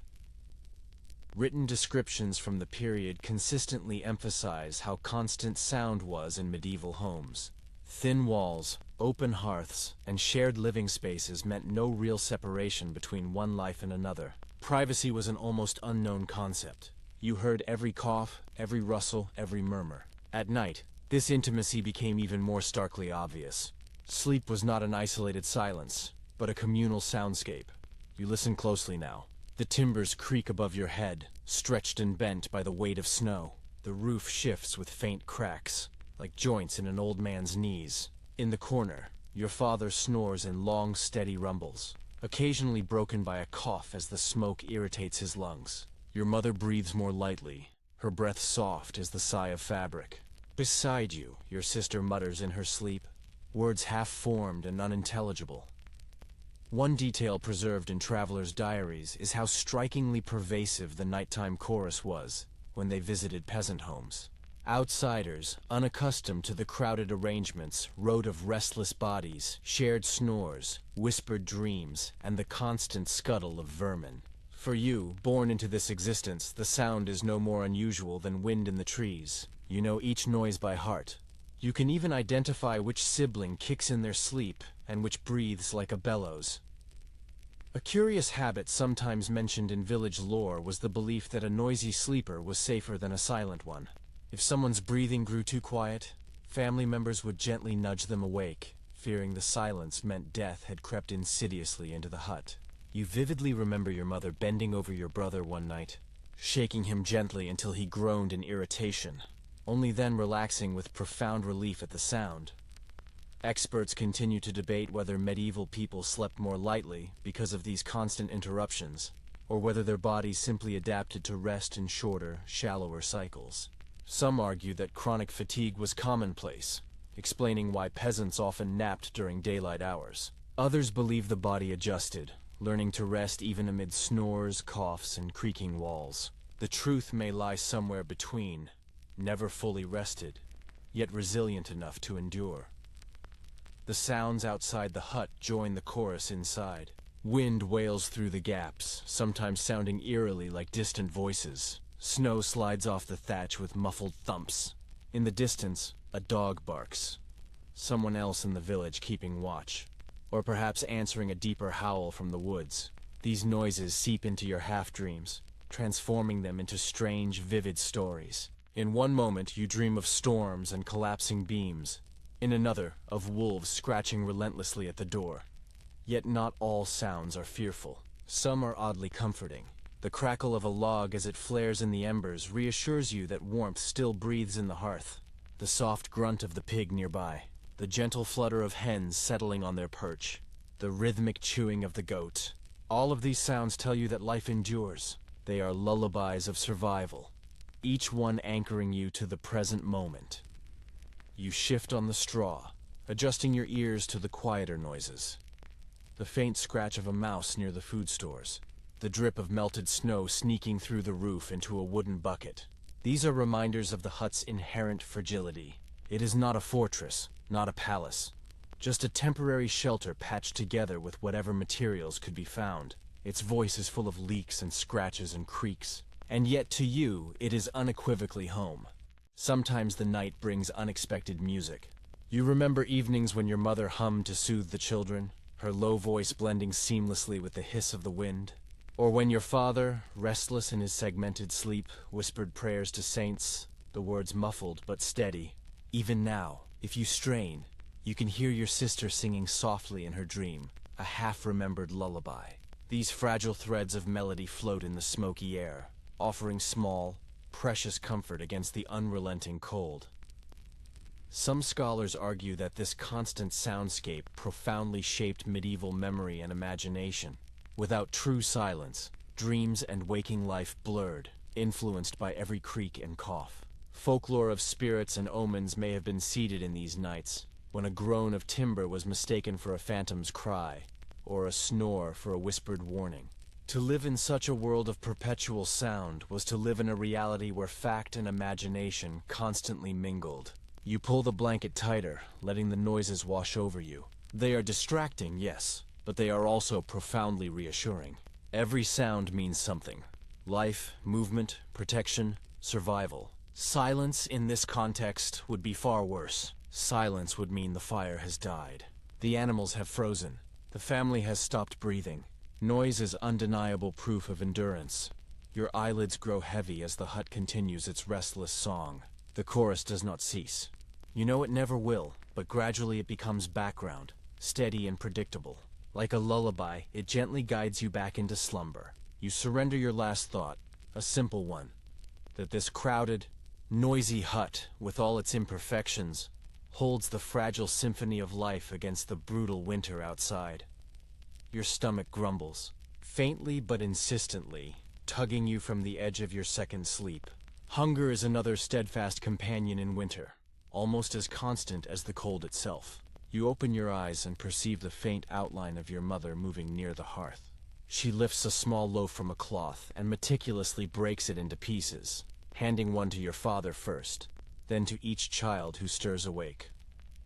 Accounts from the Middle Ages inform us that simple food before bed was a common custom, intended not for luxury, but for sheer survival. Bread crusts, porridge, or a sip of warm ale settled the stomach, easing discomfort and making it easier to sleep through the long, freezing night.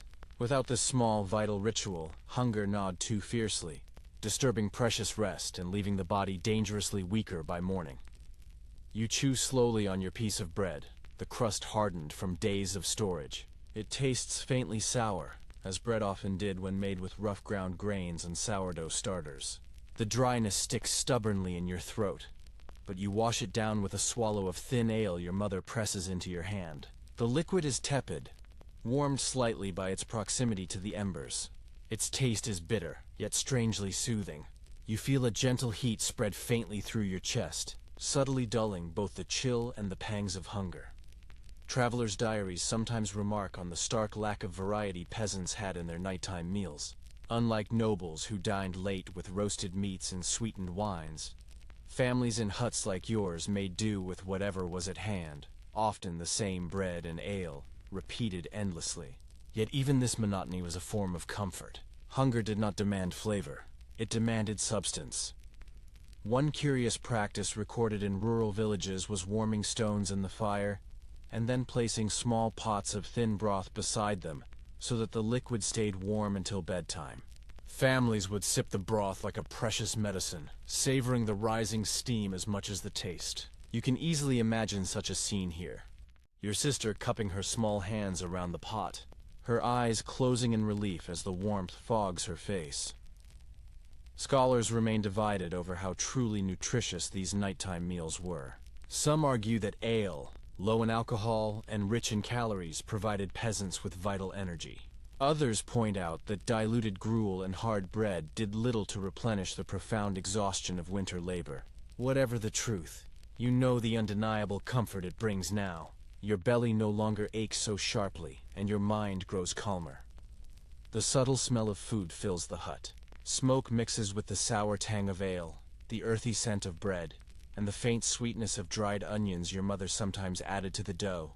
These aromas, though humble, feel luxurious compared to the bitter odor of straw and dung that dominates most hours. For a moment, as you swallow the last bite, you feel warmed from within, not just from without. Your father takes his sip last, wiping his mouth with the back of his hand. He mutters a quiet thanks, not to anyone in particular. Perhaps to the saints, perhaps to the grain, perhaps simply to life itself. This ritual of eating together, even if only scraps, binds the family as surely as the straw pallet. It is a potent reminder that though resources are meager, they are shared. You settle back onto the bedding, pulling the blanket close again. Your stomach feels steadier, your head light with the warmth of ale. Hunger is not gone. It never truly is in winter, but it is softened enough for sleep to return. You contemplate how many previous nights have followed the same pattern. Fire dwindling, embers banked, bread shared, bodies huddled. Each repetition weaves endurance into routine. Oddly, dreams come easier on a stomach that is not entirely empty. You recall once dreaming of a magnificent feast, tables piled high with roasted meats, sweet cakes dripping with honey, pitchers of wine. You woke with your mouth watering and your belly aching worse than ever. Tonight, you hope for gentler dreams. Fields of grain in summer, the comforting smell of baking bread carried on warm breezes. Perhaps the mind, like the body, clings to nourishment in whatever form it can find. Experts studying medieval diets often highlight how winter relentlessly forced people into scarcity. Fresh vegetables were gone. Meat was rare unless carefully salted or smoked, and dairy products were limited when animals produced less in the cold. Nighttime meals, therefore, were not feasts, but carefully rationed scraps. Yet even scraps served a deeper purpose. They were psychological comfort, tangible proof that the family would not face the night entirely empty. You lick the last crumbs from your fingers, tasting the sourness of the bread one final time. Your sister burrows against your side, sighing in relief after her share. The pig grunts softly in the corner, perhaps jealous of the food, perhaps only dreaming. The hut settles again, the sounds softening, the warmth of the hearth mingling with the warmth of full bellies. As you drift, you realize that food at night is more than mere sustenance. It is ritual, reassurance, and memory. It anchors the body to the present and the soul to the hope that tomorrow there will still be bread, still be ale, still be enough to share. And with that thought, you close your eyes, your hunger dulled, your mind eased, and your body finally willing to surrender once again to the embrace of winter sleep. The bread has eased your stomach, and the ale has warmed your chest.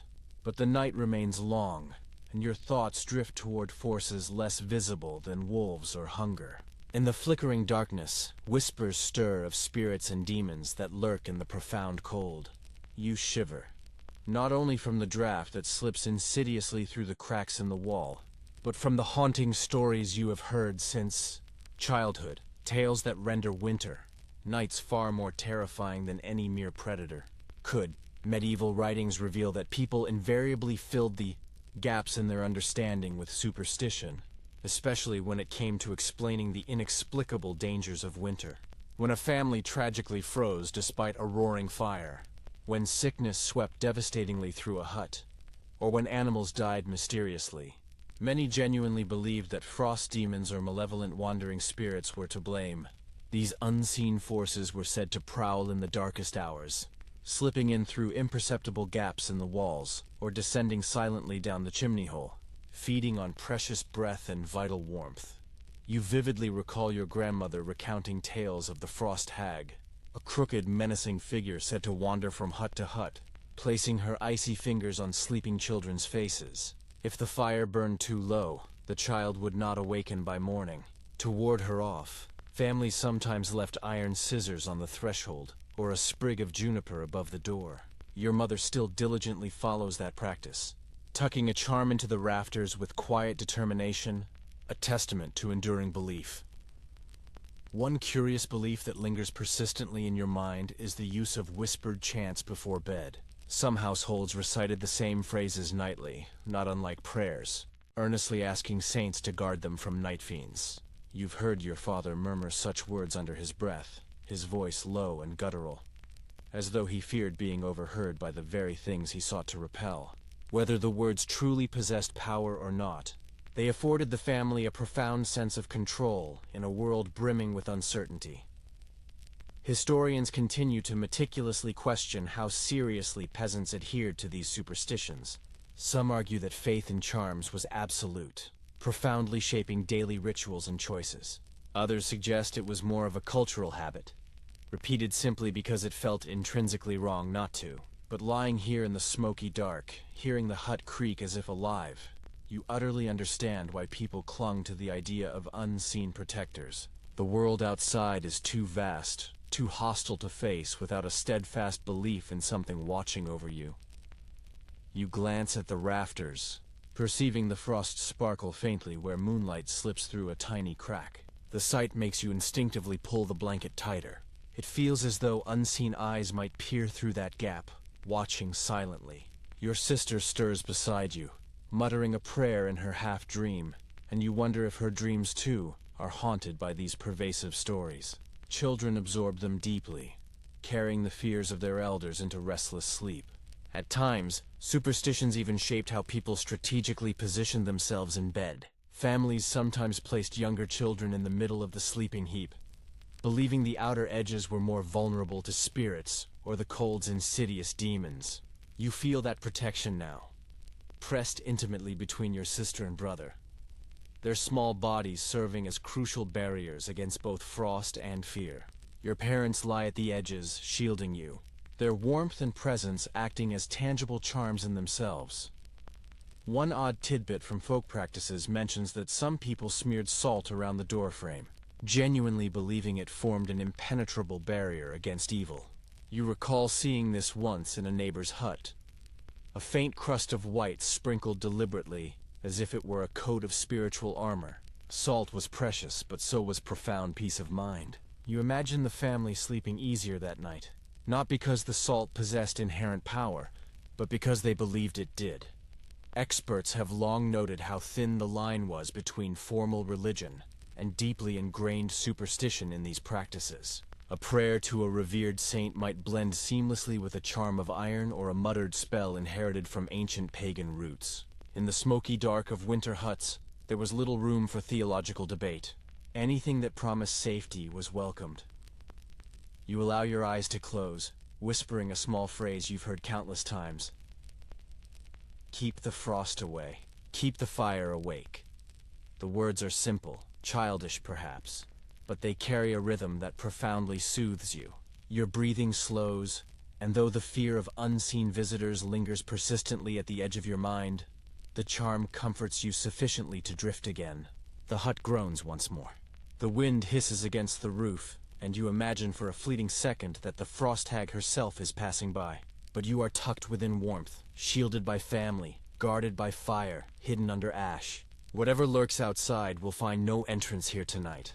And with that, you slip once more into uneasy sleep, wrapped not only in blankets but in layers of belief, hope, and whispered charms. Potent proof that even in the darkest winters, people clung to stories as tightly as they clung to life itself. The hut is hushed again, but this silence carries its own profound weight. You roll slightly on the straw, listening not for wolves or spirits, but for something subtler. The absence of pervasive chatter. Everyone has fallen still, and the air feels fragile, as though words themselves might shatter it. Medieval diaries and court records subtly hint that many families observed an unspoken rule of quiet during winter nights. Whispered conversations were acceptable, but loud voices were rare. Talking too much wasted precious breath in smoky air, and raising your voice risked disturbing the careful balance of hard-won rest. In a hut where 10 or more bodies sometimes shared one intimate space, silence was a crucial survival tactic. You feel it now, the palpable restraint. The way your parents' murmurs fade quickly, the way children are hushed with a soft, knowing touch. There is no need to explicitly explain it. It is simply understood. Words will wait for the illuminating daylight. The night belongs to listening, to conserving energy, to enduring. One curious note in monastic writings observes that silence itself was widely believed to preserve physical strength. Just as fasting was thought to strengthen the soul, holding one's tongue at night was thought to preserve the body's precious warmth. Whether superstition or practical wisdom, the rule carried immense weight. You can almost hear your grandmother's voice repeating, "Still tongues, warm bones." Scholarly voices remain divided on whether this nighttime quiet was universally practiced or only observed in specific communities. Some argue that large households would have been too inherently noisy, while others insist that villagers deeply valued peace in the hours of rest. Yet here in the hut, silence settles like another comforting blanket, tucking everyone into the same profound rhythm. You shift and hear the faintest rustle of straw beneath you.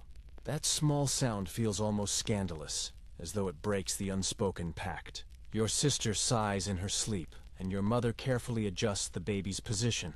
But even these movements are soft, deliberately muted. No one wishes to pierce the fragile calm. The hut itself seems to honor the rule. The fire smolders quietly, embers hidden under ash, their glow faint but steady. The wind outside has eased, replaced by the muffled hush of falling snow. The timbers creak only occasionally, as though even the wood understands that the hour demands restraint. You find yourself reflecting on how utterly unusual this pervasive quiet is compared to the daytime. In the daylight hours, the hut is a cacophony. Children playing, animals bleating, parents arguing, tools clattering. The stark contrast makes night silence feel sacred, a time when the world presses pause. Even hunger and fear seem softer, more manageable, in these still hours. One odd custom recorded in village chronicles was the belief that whispering at night could attract unwanted attention from wandering spirits. Some families strictly forbade any talk once the fire was banked, fearing that voices might lure something lurking in the dark. Whether you personally believe it or not, you've noticed how quickly your father hushes conversation once the embers dim.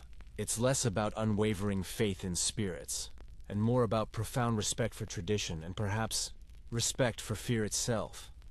Experts suggest that such enforced quiet may have shaped medieval sleep more profoundly than we realize. Without words to distract, minds turned inward, leading to vivid dreams, deep reflections, and even mystical experiences. Sermons from the time describe people claiming to hear divine voices in the middle of the night, but perhaps it was only their own thoughts echoing louder in the compelling absence of sound.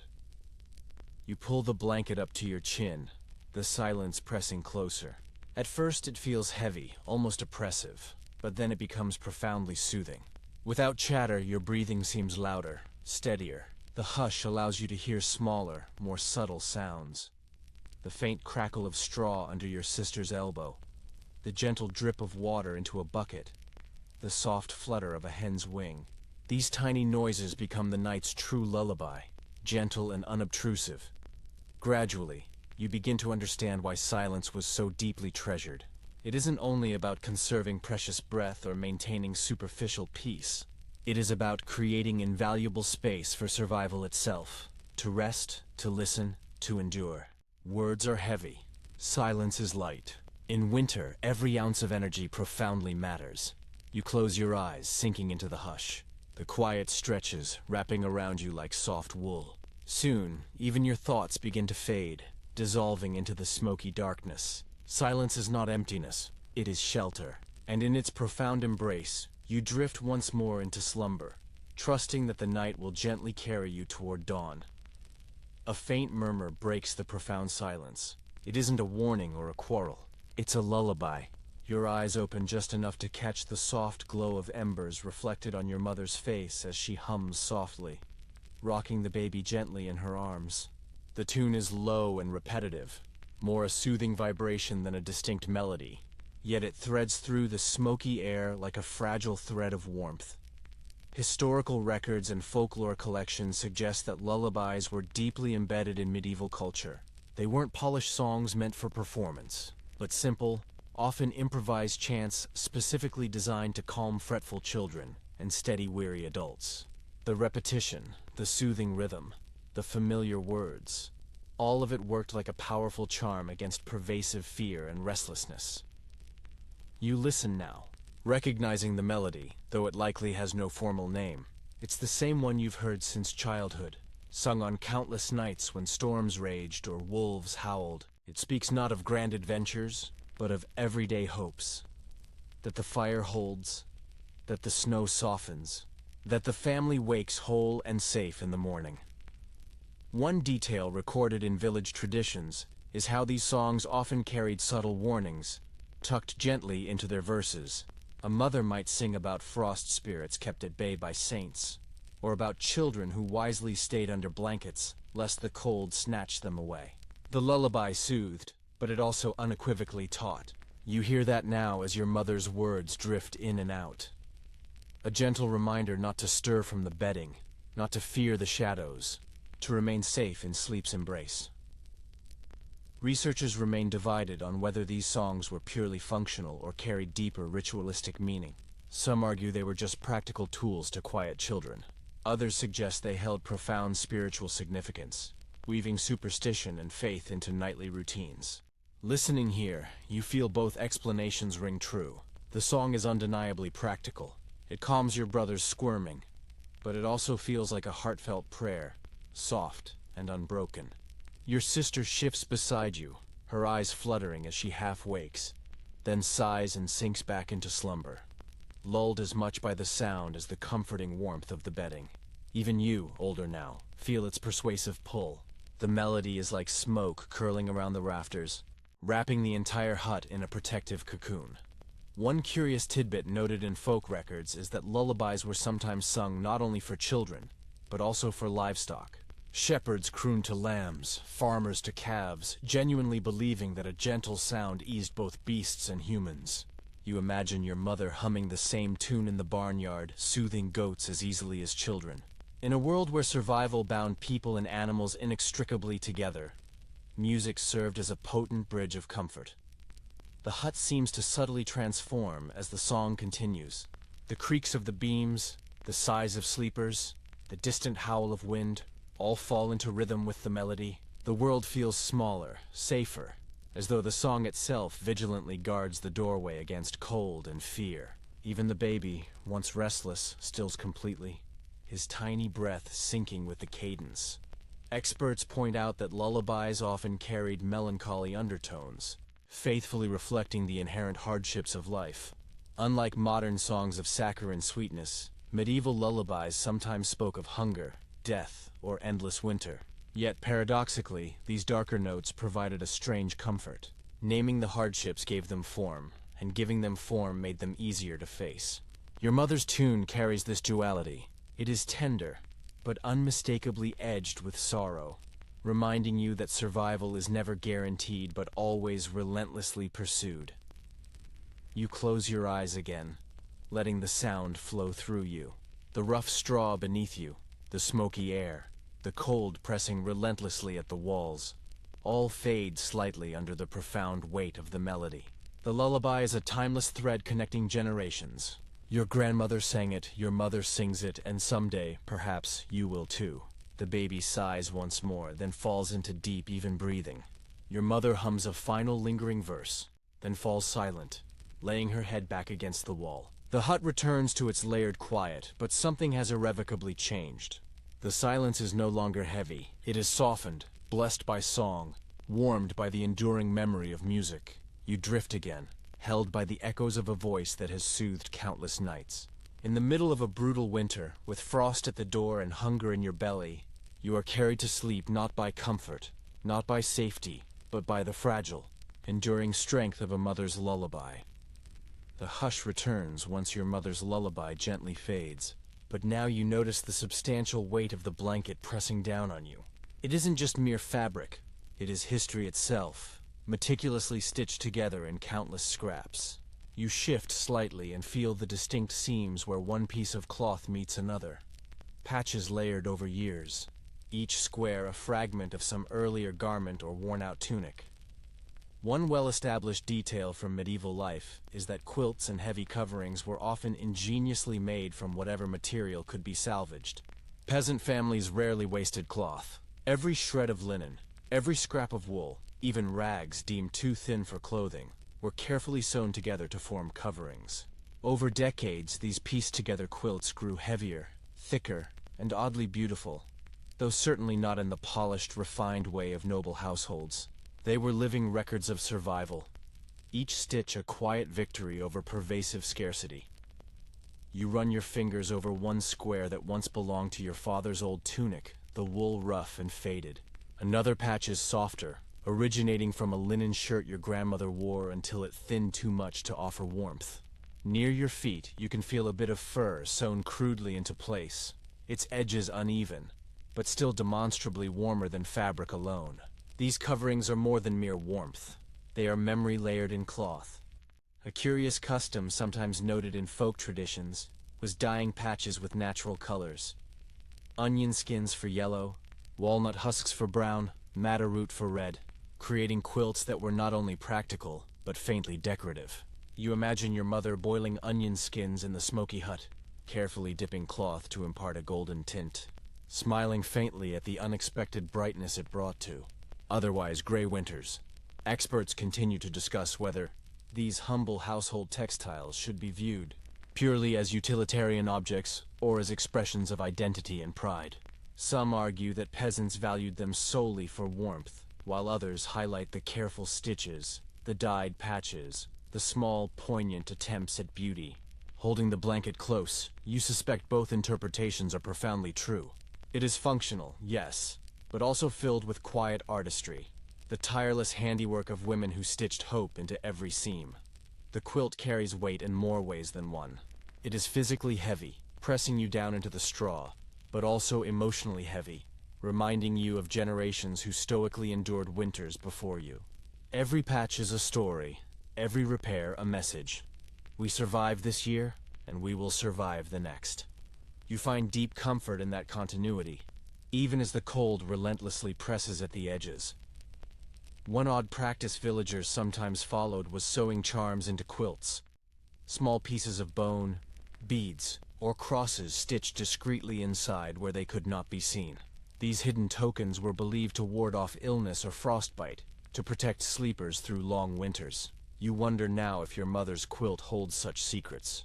If beneath its seams lies a sliver of iron or a saint's medal, quietly guarding you as you drift in and out of dreams.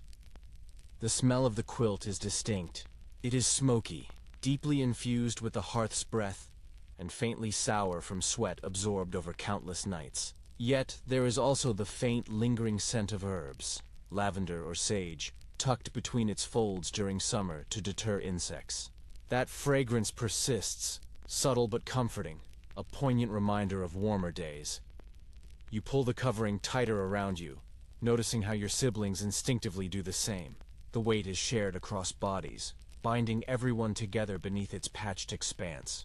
If one shifts, the others feel it. If one tugs, the others momentarily lose their cover. Sleep, like survival, fundamentally requires cooperation. Scholars note how textiles often became precious heirlooms, passed from mother to daughter. Even peasants, with little else of tangible value, cherished blankets and quilts as powerful symbols of endurance. You contemplate how this very quilt, heavy and extensively patched as it is, might someday wrap your own children. The thought steadies you, imbuing the night with a thread of continuity stronger than pervasive fear or gnawing hunger. The embers glow faintly still, their soft light catching the quilt seams, casting them in delicate relief. You trace one with your fingertip until your eyes finally close. The profound weight of cloth, memory, and care presses you deeper into the straw. It isn't luxury, but it is love in its most tangible fabric form. And in that love, you find warmth.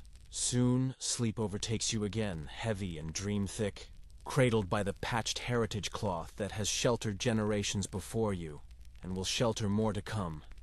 You stir in the straw and hear it before you physically feel it. The wet, racking cough of your father.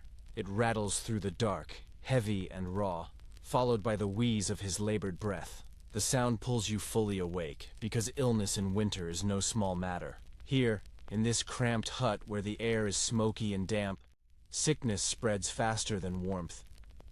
Contemporary medical records and chronicles frequently describe how winter inevitably brought a wave of ailments. Cold, damp conditions severely aggravated lungs. Smoke incessantly irritated throats. Cramped communal sleeping arrangements spread fevers in a matter of days. Even something as seemingly minor as a persistent cough could tragically spiral into a debilitating weakness that lingered all season. In an age utterly devoid of antibiotics, recovery was always uncertain, and sleep itself often became both a potential remedy and a dangerous risk. You shift uneasily, pulling the blanket tighter around you. Your mother stirs too, placing her hand gently on your father's shoulder, whispering words you cannot quite make out. He nods faintly, curling closer to the fire's faint, dwindling glow.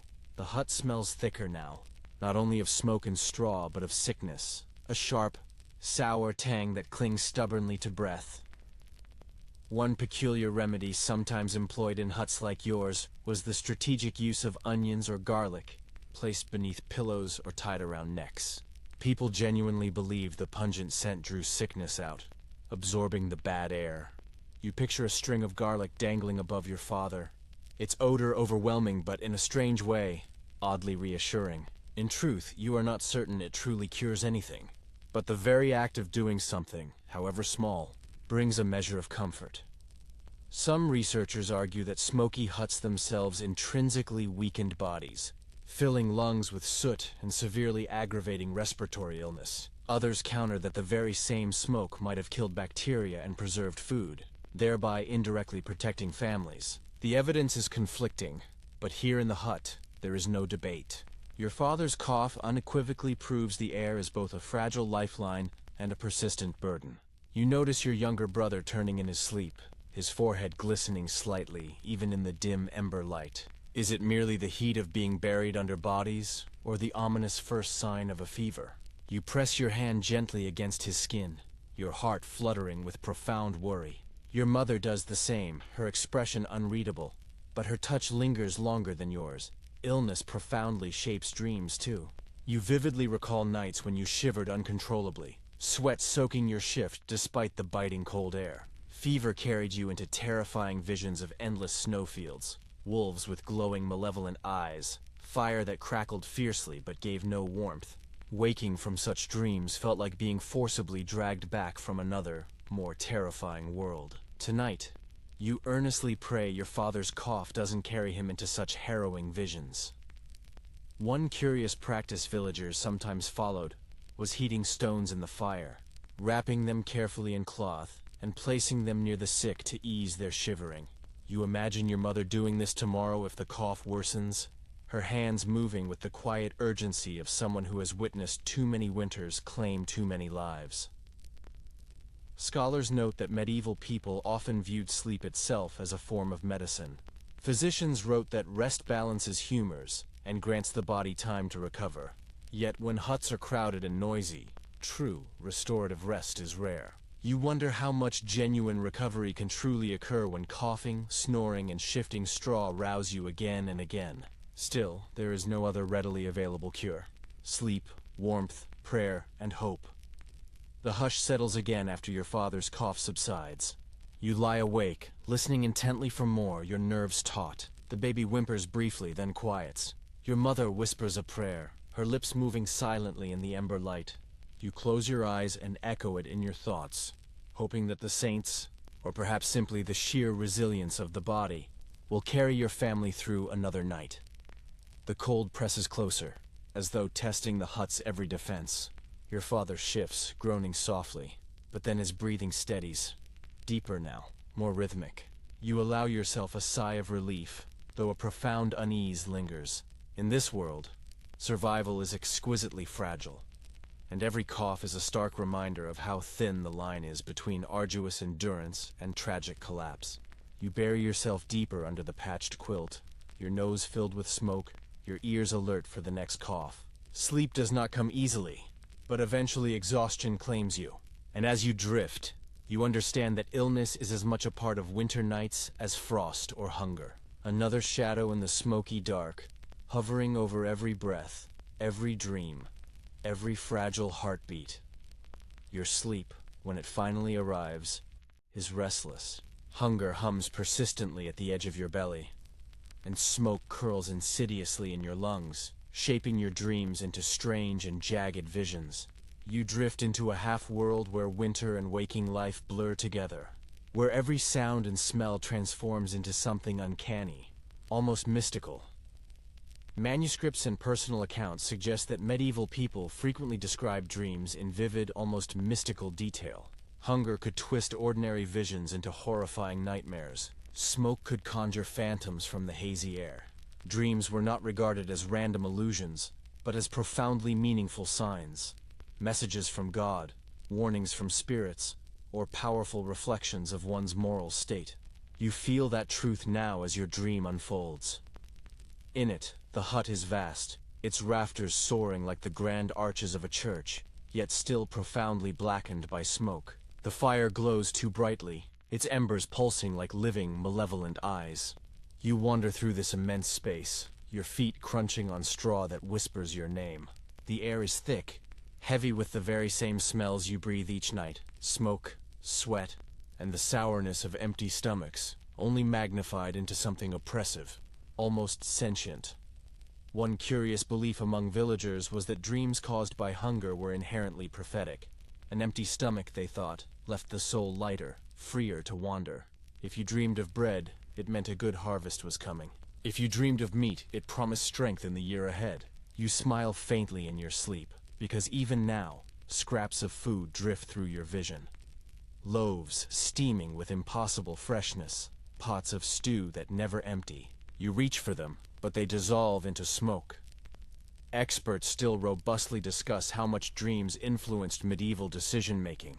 Some argue they guided everything from planting crops to settling disputes, while others insist most peasants saw them as fleeting entertainment, nothing more. But lying here, twitching in your sleep, you sense why they carried such profound weight. In a world with little certainty, dreams offered direction, even if illusory. Your dream shifts again. Wolves howl outside, their cries stretching into the wind. Only this time, when you turn toward the door, you perceive not beasts, but ominous shadows seeping through the cracks in the walls. They twist like smoke, sliding silently across the floor.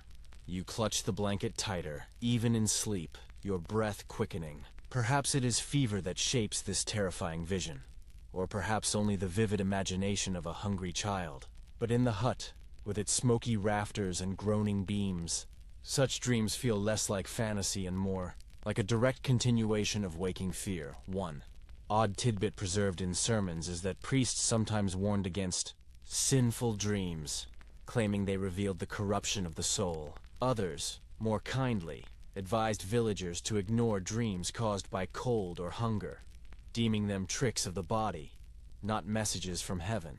The contradiction only deepened the mystery. Which dreams truly mattered, and which were merely discomforts given shape? You roll on the straw, muttering, and your sister nudges you with a sleepy elbow.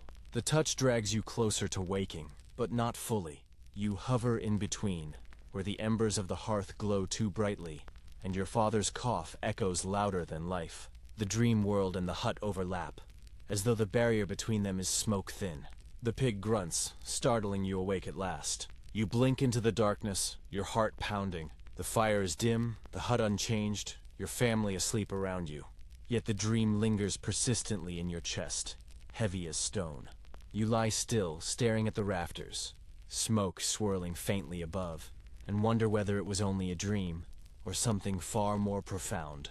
Sleep eventually drags you under again, but lighter this time, fractured and fleeting. You understand now why medieval people spoke of dreams so often. They were not an escape, but another form of endurance, shaped by hunger, by smoke, by the relentless cold. And whether warning, prophecy, or illusion, they carried the profound weight of the world outside and the fragility of life within these thin wooden walls. The dream haze lingers as you wake again. But this time, it isn't fear or hunger that pulls you into full awareness.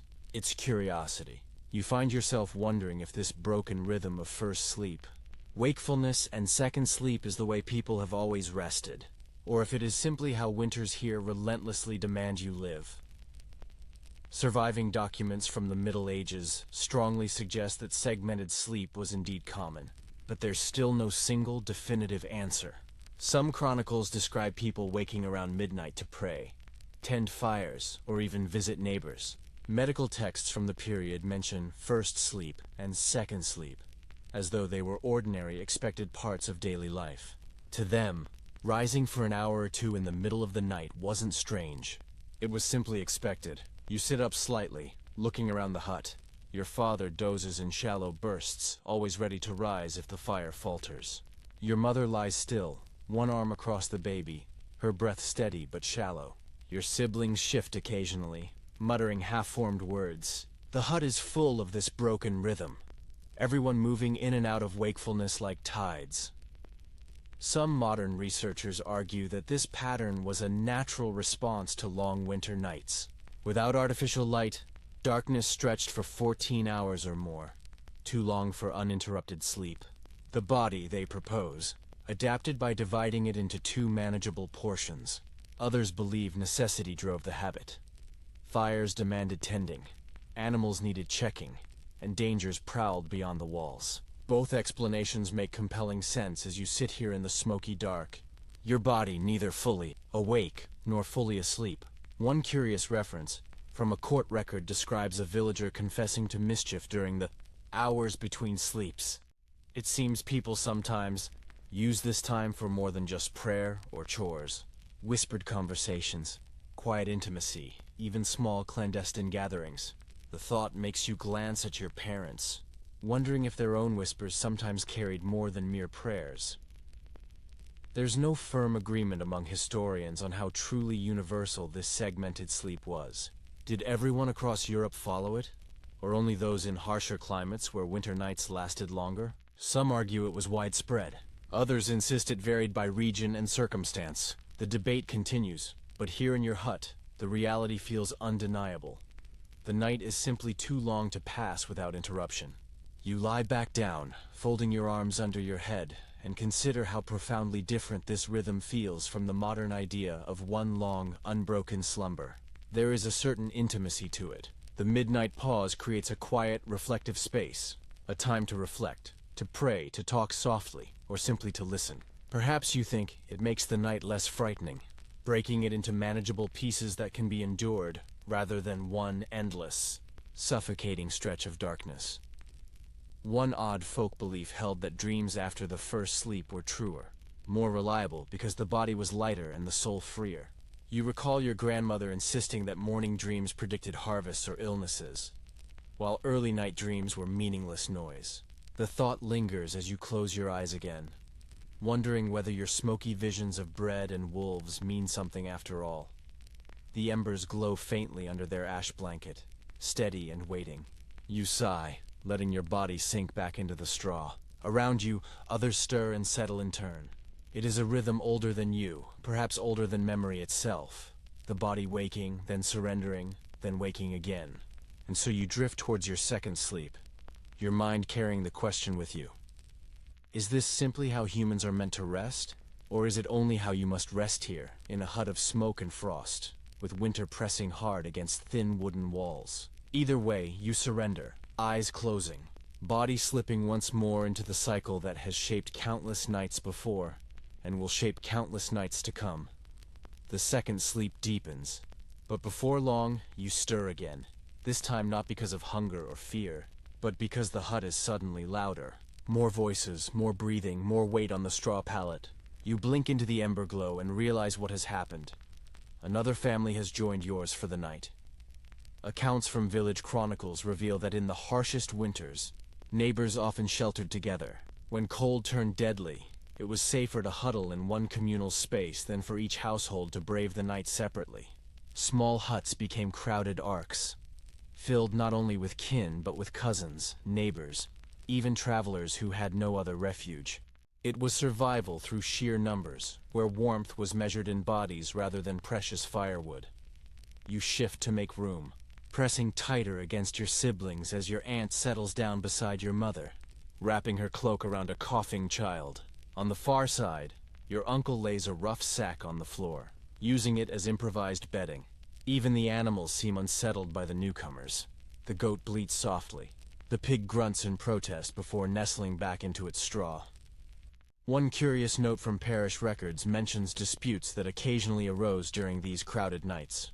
Arguments flared over space on the pallet, over who deserved more blanket, over whose turn it was to stoke the fire. Yet, even amid squabbles, families consistently chose closeness over solitude.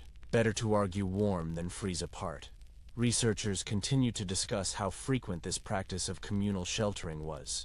Some argue it was only for emergencies, when storms raged or famine pressed. Others suggest it was a regular occurrence in smaller villages, where kinship bonds were strong and huts were inherently small. Whatever the frequency, tonight you feel the truth of it pressing against your shoulder. Survival is a profoundly shared effort. The air is thicker now, heavy with the collective breath of more people. Smoke hangs lower, eyes sting sharper.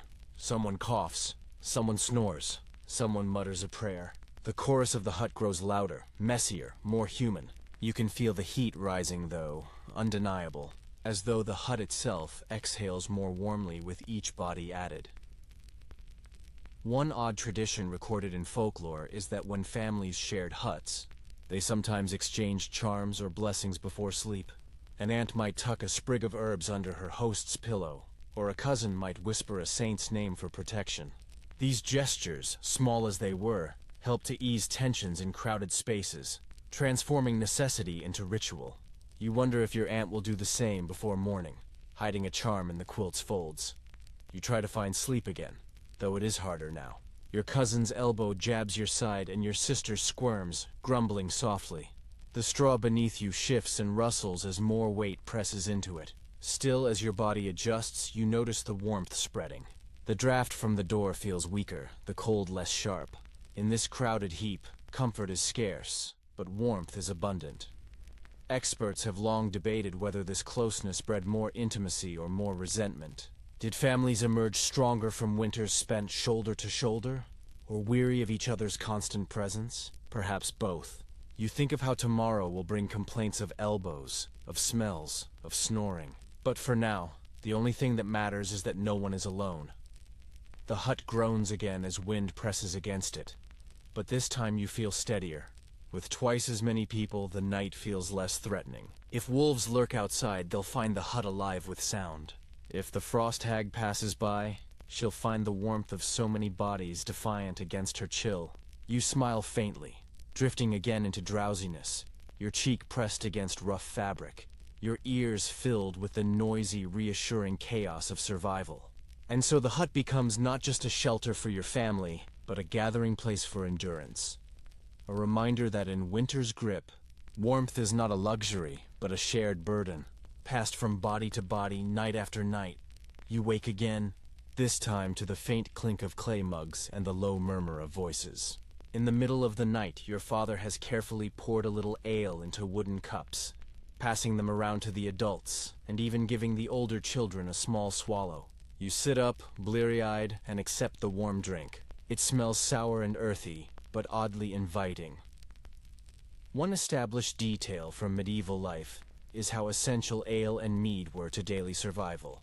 Water, often drawn from rivers or shallow wells, could be unsafe to drink, especially in winter when runoff muddied the sources. Ale, weak, fermented, low in alcohol, was safer, more nourishing, and a steady companion to every meal.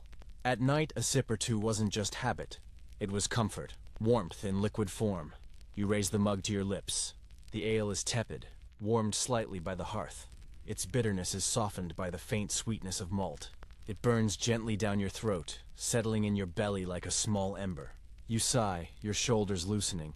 The cold pushed back a little further from within. Around you, others do the same, their faces softening in the dim light. One curious tidbit recorded in household accounts is that even children drank small portions of ale with supper and before bed. It wasn't seen as indulgence or danger, but simply nourishment. Stronger brews, mead made from honey or spiced wines for the wealthy were entirely beyond the reach of peasants. For families like yours, ale was daily bread in liquid form. There's ongoing discussion among historians about how much this nightly drink shaped medieval sleep. Some argue that ale acted like a sedative, subtly numbing aches and anxieties, thereby allowing peasants to sink into rest despite pervasive discomfort. Others suggest its effect was slight, more ritual than true remedy. Sitting here now, the warmth in your chest and the soft haze in your head make you lean toward the first explanation. Your aunt chuckles softly after her sip, her cheeks flushed in the ember glow. Your father smiles faintly, the first trace of genuine relief you've seen on his tired face tonight. Even your mother, always careful and sparing, closes her eyes for a moment, savoring the small, precious luxury. It isn't a feast. It isn't copious firewood, but it is something that makes the night easier to endure. The distinct smell of ale fills the hut, mingling with smoke and sweat. It is sharp, but profoundly familiar. The scent of every supper, every festival, every weary night. You lick the rim of the cup, chasing the last drops, reluctant to let it go.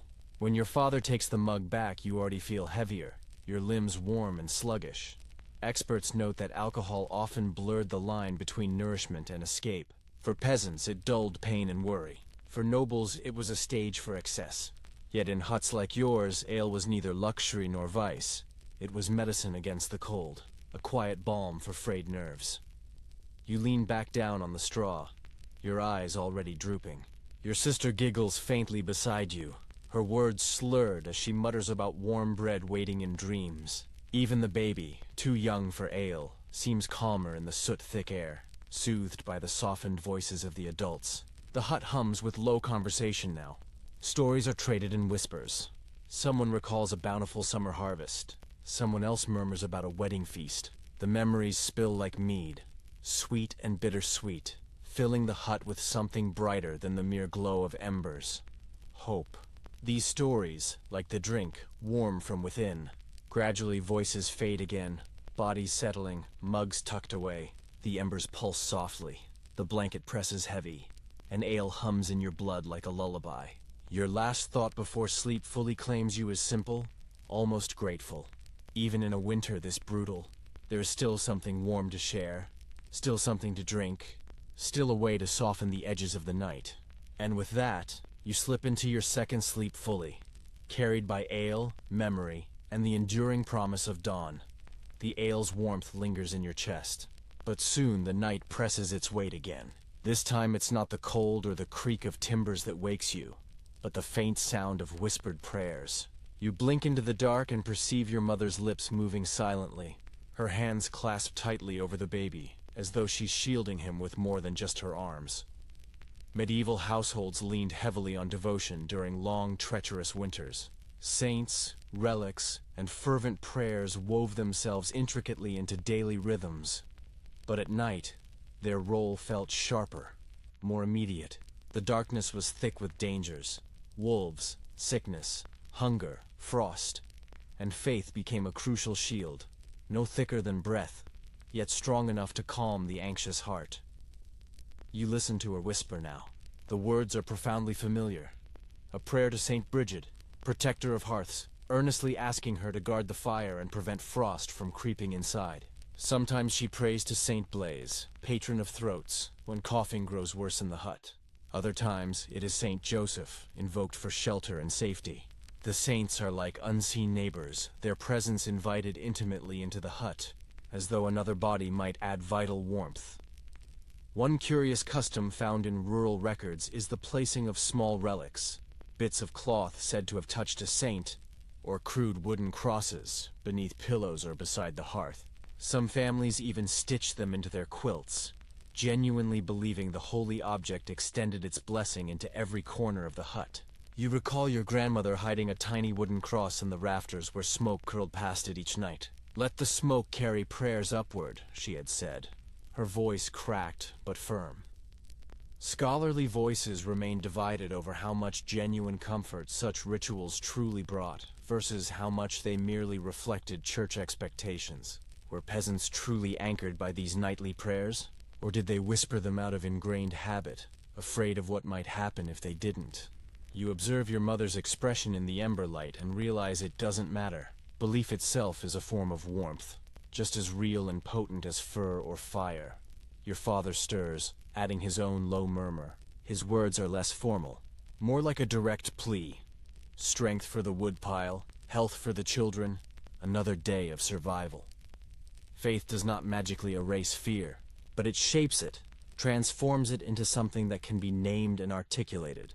In the very act of naming it, the burden becomes lighter to bear. You shift under the quilt, remembering how prayers sometimes blended seamlessly with charms and superstitions. Salt sprinkled at the door, herbs tucked under the bedding, words whispered over embers. None of it felt contradictory. Religion and folk belief braided together, forming a rope of hope strong enough to cling to. One odd practice mentioned in chronicles is the bedtime blessing of the animals. Families would cross themselves and then gesture toward their pig, goat, or hens, murmuring a line of protection. Animals, too, were seen as vulnerable to frost and spirits. Watching your mother's eyes dart briefly toward the pig's corner, you realize she carries that habit too, her devotion wrapping around every living thing in the hut. The baby sighs and nuzzles into her chest, quieting as though soothed by her words. Your sister stirs, half asleep, and mimics the gesture of crossing herself without even opening her eyes. Even you find your lips moving in silence, repeating words you don't fully understand, but know by heart. Experts often note how religion imparted medieval people with a profound sense of continuity. Each night's prayer echoed the last, connecting one winter to another, one generation to the next. In a world where survival felt exquisitely uncertain, devotion meticulously stitched life together, a powerful thread that carried people through. The hut seems softer now, calmer. The embers glow steadily, the animals rest quietly. The wind outside fades to a whisper. Whether it is the power of saints, or simply the profound comfort of ritual, you feel steadier too. Fear loosens its grip, replaced by a gentle heaviness in your limbs. You close your eyes, your last thought not of wolves or hunger, but of the fragile, invisible shield woven by whispered prayers. They cannot stop the frost from pressing relentlessly at the door, but they can wrap the heart in something warmer than mere cloth. And sometimes in winters like this, that is demonstrably enough to carry you back into sleep. The hush of prayers has barely faded when another sound intrudes, the deep groan of the timbers as wind lashes violently against the walls. The hut trembles, its joints creaking like an old ship on stormy seas. You open your eyes again, staring upward as flakes of frost sift down from the rafters, shaken loose by the sheer force of the storm. Contemporary descriptions from travelers often remark on how incredibly fragile peasant huts felt during winter storms. Built of rough, unhewn logs or wattle and daub, they held back cold and wind only so much. When gales swept ferociously across the village, walls flexed, roofs rattled ominously, and thatch threatened to lift away entirely. Inside, families huddled together, listening to every groan as if perpetually waiting for imminent collapse. You feel that intense anxiety now. The wind howls savagely through the forest outside, hitting the hut with sudden, brutal gusts that make the door rattle violently on its frame. The draft sneaks in instantly, chilling your cheeks. A cousin mutters in his sleep and pulls the quilt tighter, while your father grips his staff, his body tense even as he lies down. Everyone feels it, the storm pressing relentlessly against your fragile shell of survival. One curious detail in village records is that children were sometimes told to press their hands against the walls during storms, as though their small weight might somehow help hold the hut steady. You remember doing this as a child, your palms flat on the rough boards, whispering that you were keeping the house from blowing away. Tonight, you almost feel the primal urge to try again, though you rationally know it would change nothing. Scholars have long debated just how effective these huts truly were against extreme weather. Some argue that well-built timber structures, meticulously packed with clay and dung, were surprisingly sturdy. Others point to frequent records of roof collapses and wall failures under heavy snow. The truth likely lay somewhere in between. Skill, luck, and constant repair determined whether a family slept safe or not. The sounds inside intensify under the storm's weight. The fire hisses as wind sneaks through cracks, feeding the embers with sudden bursts of air. The roof sighs under the immense burden of snow sliding down, each muffled thud making sleepers jolt. A chicken flaps wildly before settling again, unsettled by the vibrations. Even the pig lets out a sharp grunt, as though defiantly reminding the storm that the hut is full of life and will not be shaken easily. One odd folk practice for nights like this was scattering ashes across the threshold, believed to confuse malevolent spirits carried by the wind. Families sometimes added iron nails or knives stuck into door frames as talismans against collapse. You glance at the doorway now and perceive the faint glint of your father's iron blade leaning nearby. Whether charm or tool, it steadies you to know it's there. You lie still, listening intently, your heart thumping with each groan of the walls. The hut is not just wood and straw. It feels alive, breathing and straining like another member of the family. You whisper in your thoughts, almost like a prayer. Hold fast. Don't break. Stay with us. Experts suggest that storms like these shape not only sleep but imagination. Tales of spirits riding the wind, of witches flying through night gales, of saints battling demons above the clouds. These grew from nights spent lying awake, listening to roofs tremble and doors shake. In the fragile dark, every sound could become a story. Gradually, though, your body adapts. The storm is loud, yes, but it possesses a rhythm. The howl, the rattle, the groan. It repeats, familiar in its violence. Your breathing syncs with it, slower, calmer. You burrow deeper under the quilt, feeling the collective warmth of cousins and siblings pressing against you. The hut may bend, but it steadfastly holds. Your eyelids droop even as the storm continues its relentless assault. You understand why your ancestors filled the long winters with stories of survival. Because in moments like this, the only thing between you and the storm is a fragile hut, a patchwork quilt, and the stubborn, unyielding will to endure. And somehow, against all odds, you do. The storm eventually quiets, though not completely. The wind no longer rattles the door with fierce force, but you can hear a softer, steadier hiss. Snow piling itself silently against the hut. You stir awake once more, shifting restlessly in the straw, and realize with a sinking feeling that the night's battle with the cold has only changed shape. Now it isn't the howl of wind that threatens, but the creeping, oppressive weight of snow pressing silently against your fragile walls. Accounts from medieval villages make clear how profoundly dangerous snow could be, not just as weather, but as a physical, suffocating burden. When drifts climbed too high, doors were blocked, roofs collapsed, and huts tragically became tombs if families weren't quick to dig their way out. Chroniclers wrote of winters where houses vanished beneath a white silence, entire hamlets buried until spring. You feel the draft grow sharper near the door, and your father rises, muttering under his breath. He takes a wooden shovel, leans his considerable weight against the door, and pushes hard. Snow cascades inside in a powdery spill, frigid air rushing in behind it. He curses under his breath, then pushes again, clearing just enough to keep the door from sealing shut. You watch silently, your breath fogging in the smoky air, realizing that even in sleep's fragile grasp, winter never ceases demanding relentless effort. Curious folk method for nights like these was propping a sturdy pole against the roof beams from inside, a way of reminding the house to hold its shape under the immense snow.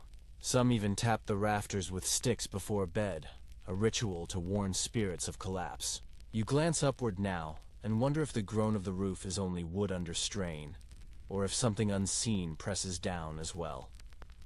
Historians remain divided on whether snow was more often a killer or a savior. Some argue that thick drifts packed tightly against huts acted as insulation, trapping heat like a crude igloo. Others insist the sheer weight was always a perilous hazard.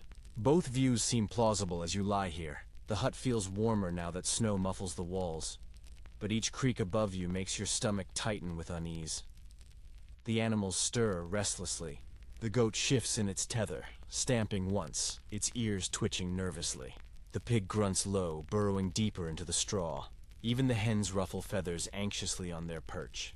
Animals sense weight and silence differently than humans. Their palpable unease spreads quickly through the hut, everyone waking bit by bit, a ripple of awareness in the smoky dark. One odd tidbit recorded in village lore is the belief that when animals grew restless during snowstorms, it was a dire warning that the roof might soon give way. Families sometimes carried goats or chickens outside in the dead of night to lighten the load. A desperate, brutal act when snow pressed too heavily. You picture such a harrowing scene and shudder, imagining your father pushing animals through waist-deep drifts under a frozen, merciless sky. The hut groans again, but holds. Your mother pulls the quilt tighter over you and your siblings, whispering calming words, though her eyes flick nervously toward the ceiling. You understand the performance. Children must be soothed, even if parents themselves feel the same deep dread. The quilt is warmer now, bodies pressed closer, snow muting the sound of the wind outside. For a moment, it almost feels peaceful, as though the world has been muffled by a vast white blanket. Experts note how such nights bred resilience, but also profoundly shaped folklore. The silence of snow was described as eerie, otherworldly. Some villagers spoke of hearing voices carried in the muffled dark, as though spirits moved freely when the earth was blanketed white. Others said snow itself was a blessing from heaven, a quilt laid over the earth just as families stitched quilts over themselves. Both fear and reverence filled the same frozen air. You press your hand against the wall, feeling the faint cold of snow through the boards. It is both a barrier and a persistent threat. Your eyes close again, your mind drifting between the warmth of the quilt and the ominous image of white drifts pressing relentlessly against the hut. The night continues heavy but steady. The roof creaks, the animals shift. Your father mutters a prayer while settling back beside your mother, and you press tight between siblings, surrendering once more to slumber, trusting the hut, the beams, and the sheer stubbornness of survival to hold the snow at bay until morning light.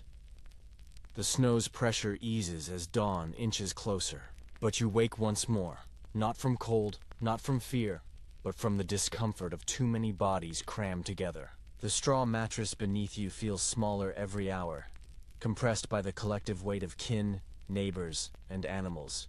Your shoulder aches where your cousin has rolled against it, and your legs are numb from being pinned under your brother's knee. Descriptions from medieval accounts powerfully remind us that overcrowding was the rule, not the exception. Privacy was a concept almost unknown to peasant families. Whole households, and sometimes extended kin, shared a single sleeping space. In winter, there was no thought of dignity or personal comfort. The only urgent question was whether the collective body heat outweighed the profound discomfort of limbs tangled together. You push gently against your cousin's elbow, attempting to reclaim a scrap of space, but he only grumbles and tightens his blanket. You sigh, turning instead toward your sister, whose hair tickles your nose. Everywhere you move, you brush against someone else. The hut feels less like a home and more like a crowded ship at sea. Everyone packed tight, surviving together in a fragile balance. One curious note in folk traditions is that families often developed sleeping hierarchies. Elders claimed the outer edges of the bedding, both to guard against drafts and to shield younger children in the middle. Teenagers were sometimes pushed toward the coldest corners, expected to endure with youthful resilience. Tonight, you observe this precise pattern. Your parents on the edges, younger siblings clustered in the middle. You are caught somewhere between duty and comfort. There's debate among social historians about whether this close sleeping fostered intimacy or tension. Some argue that shared warmth bred stronger family bonds. Others suggest that constant lack of privacy led to quarrels and resentment. You can feel both truths in your own body. Comfort in your sister's warmth, irritation at your cousin's relentless elbow. The smells of overcrowding are strong tonight. Sweat clings to the quilt, mingling with the sour tang of ale still on your father's breath. There's the musky odor of animals and the sharp scent of smoke. The air is so thick you almost feel it pressing down, heavier than the quilt itself. Yet within that heaviness lies a strange reassurance. So many heartbeats, so much breath, proof that life endures. One odd tidbit from parish records mentions that when huts were most crowded, children sometimes played games of guessing who was snoring. They learned to identify relatives by sound, laughing quietly even in the dark. You smile faintly at the thought, hearing your uncle's thunderous rumble from the far side of the hut and your aunt's higher-pitched whistle. Even discomfort has its amusements. You shift again, pressing your back against the wall for relief. Though the boards are cold and rough, your hand brushes against frost creeping along the inner surface, reminding you how thin the barrier truly is. But when your sister nestles closer, her breath warm against your cheek, the stark contrast eases. Experts often highlight how this communal sleeping blurred the boundaries between individual and collective life. Decisions were made together, stories shared together, dreams overheard in the middle of the night. In such closeness, there was little room for secrecy. You think now of how your father mutters prayers aloud, how your mother hums lullabies, how cousins grumble about dreams. Everything is public, even in sleep. Gradually, the discomfort softens as exhaustion returns. Your limbs adjust to the tangle, finding some crooked arrangement where you can breathe. The press of bodies, though irritating, is also steadying. Alone, the cold would devour you. Together, it becomes bearable. Your eyes close, your ears filled with the layered sounds of breathing, snoring, and shifting. The hut feels like a single creature now, dozens of lungs moving in uneven rhythm, hearts thudding in scattered unison. You are one part of its body, inseparable from the whole. And with that thought, you let yourself drift back into sleep, lulled not by comfort, but by the sheer weight of human closeness. The warmth of many lives crowded into one fragile wooden hut, enduring the brutal winter together. The weight of bodies keeps you warm, but warmth is never steady. You wake again when someone shifts the quilt too far to one side. A sudden rush of cold air slips in through the drafty cracks, stabbing your skin like needles. You pull desperately at the blanket, tugging it back over your shoulders. But in a crowded heap, coverings are always a tug of war. Medieval inventories and household notes remind us how precious blankets and coverings were. For wealthy families, there were woolen cloaks, fur throws, and feather quilts. For peasants, there were patched quilts, coarse woolen mantles, or sometimes nothing more than a cloak worn by day and repurposed at night. These coverings weren't just about comfort. They were crucial shields against death in the coldest months. You bury your chin beneath the heavy cloth, trying to find where warmth still lingers. The edges are damp, stained from melted snow, tracked in during the evening. Your cousin tugs at it too, and for a moment you glare in the darkness, though you know he's as desperate as you. One curious folk practice in parts of Europe was placing heated bricks or stones at the foot of the bed, wrapped in rags, to keep toes from freezing. In huts like yours, sometimes embers were placed in clay pots, carefully sealed, then tucked near the bedding.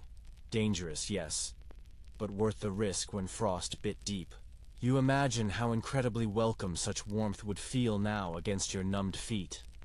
Experts argue whether peasants slept under fur more often than records suggest. Fur blankets appear in wills and dowries, but rarely in village accounts. Some scholars believe poor families kept hides primarily for clothing, while others argue that in desperate winters, furs were spread across the bedding heap.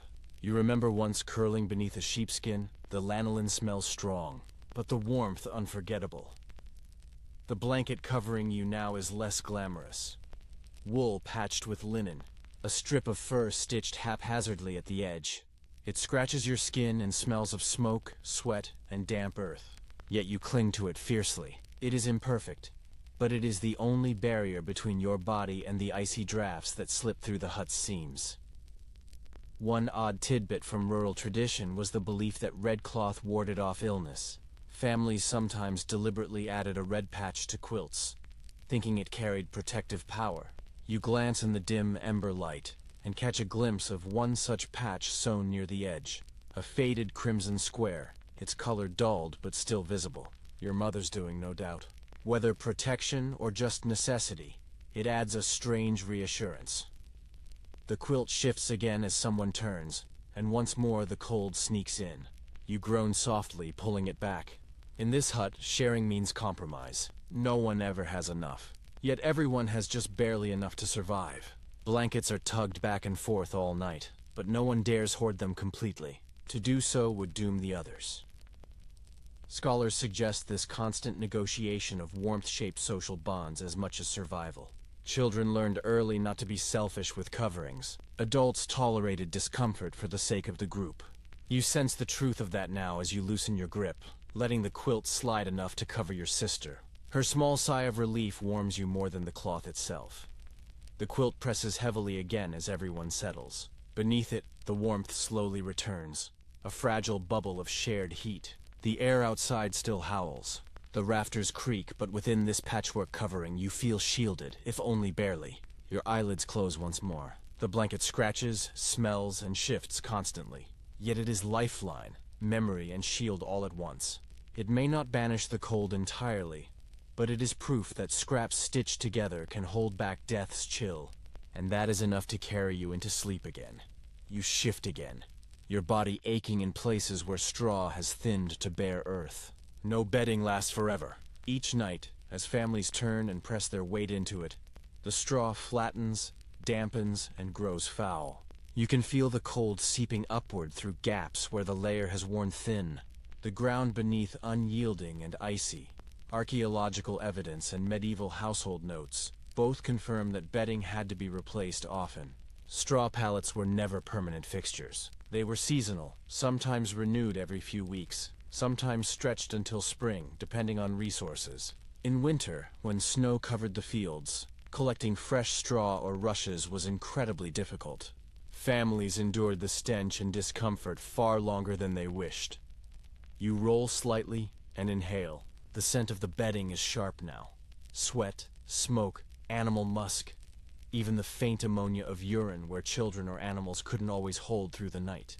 This is the stark reality no one writes into heroic tales of castles and knights. Survival in huts meant living with stench and filth, woven into every straw stalk. One curious tidbit passed down in rural sayings is that clean rushes mean a clean soul. Some families believed that replacing bedding was more than mere hygiene. It was a spiritual duty. In towns, even churches replaced rushes regularly, scattering herbs like lavender or mint among them. Peasant families did the same when they could. But in winter, mint and lavender were only distant memories of summer. Scholars remain divided on whether medieval people simply became desensitized to the filth, or if they noticed it as sharply as we would today. Some argue that constant exposure dulled the senses, while others point to sermons and folk rhymes complaining about fleas, lice, and stink as proof that people despised it but endured. Lying here, scratching your arm, you know there is no way to ignore it entirely. Fleas are alive in the straw tonight, biting whenever you shift. You slap absently at your leg, then curl tighter, trying not to disturb the vermin too much. Your sister scratches too, her nails rasping faintly in the dark. The rustling becomes part of the night's soundtrack, as inevitable as snores or the creak of beams. One odd practice villagers sometimes tried was sprinkling ash into bedding, believing it repelled vermin. Others tucked herbs into the straw during harvest, hoping the fragrance would outlast winter. You remember once finding a brittle sprig of rosemary in your palate. Its smell was faint but pleasant amid the pervasive stink. For a moment, it felt like a promise of summer. Experts note that despite the squalor, bedding remained central to medieval life. Births, deaths, sicknesses, and nightly rest all unfolded on the same pallet. Straw might be foul, but it was also a silent witness, absorbing not only odor and vermin, but the milestones of existence. It was both despised and indispensable. You close your eyes, trying to focus on the quilt's weight rather than the persistent itch of fleas. The straw rustles as your cousin turns, releasing a puff of dust into the air. It stings your nose, makes you cough softly, but gradually exhaustion presses heavier than discomfort. The bedding may reek, itch, and collapse beneath you, but it still does its job. It lifts you just enough above the frozen earth, keeping death's chill from creeping fully into your bones. And so, despite everything, the stink, the vermin, the aches, you surrender again to shallow slumber, proving once more that survival rarely looks like comfort, but always like endurance. The itching from fleas and the stench of damp straw fade eventually into the rhythm of breath and warmth. But sleep is shallow. Your mind drifts toward thoughts of the fire, your most fragile lifeline, even banked under ash. Embers can fade before dawn, and without them, the hut would become a tomb of frost by morning. One established detail from medieval life is how carefully fires were tended through the night. Families rarely let the flame die completely, for relighting in winter was difficult and dangerous. Instead, embers were covered with ash to smolder slowly, conserving heat until morning. This banking kept the coals alive, ready to flare again with fresh fuel. You turn your head toward the hearth, squinting at the faint glow. A thin line of red still pulses beneath the gray ash, like the heartbeat of the hut itself. Your father rises again, shoulders stooped, and prods the coals with an iron poker. He adds a small stick, not enough to waste precious wood, but enough to coax the fire into breathing. The glow brightens faintly, smoke curling upward into the rafters. One curious folk method to guard the fire was covering embers with dried dung mixed with straw. It insulated the coals better than ash alone, ensuring they lived until morning. The smell, acrid and strong, filled huts with a sharper tang, but families tolerated it. Smoke was preferable to freezing. You wrinkle your nose even now, wondering if your father has used such a trick tonight. Scholars still argue about how much of a peasant's day revolved around fire-keeping. Some claim it was constant labor, the hearth requiring attention like a living creature. Others argue it was second nature, woven seamlessly into routines. Watching your father now, you see truth in both views. The fire is both a burden and a companion, demanding care, but rewarding it with survival. The animals shift restlessly when sparks leap. The goat stamps once, startled, and the hens murmur on their perch.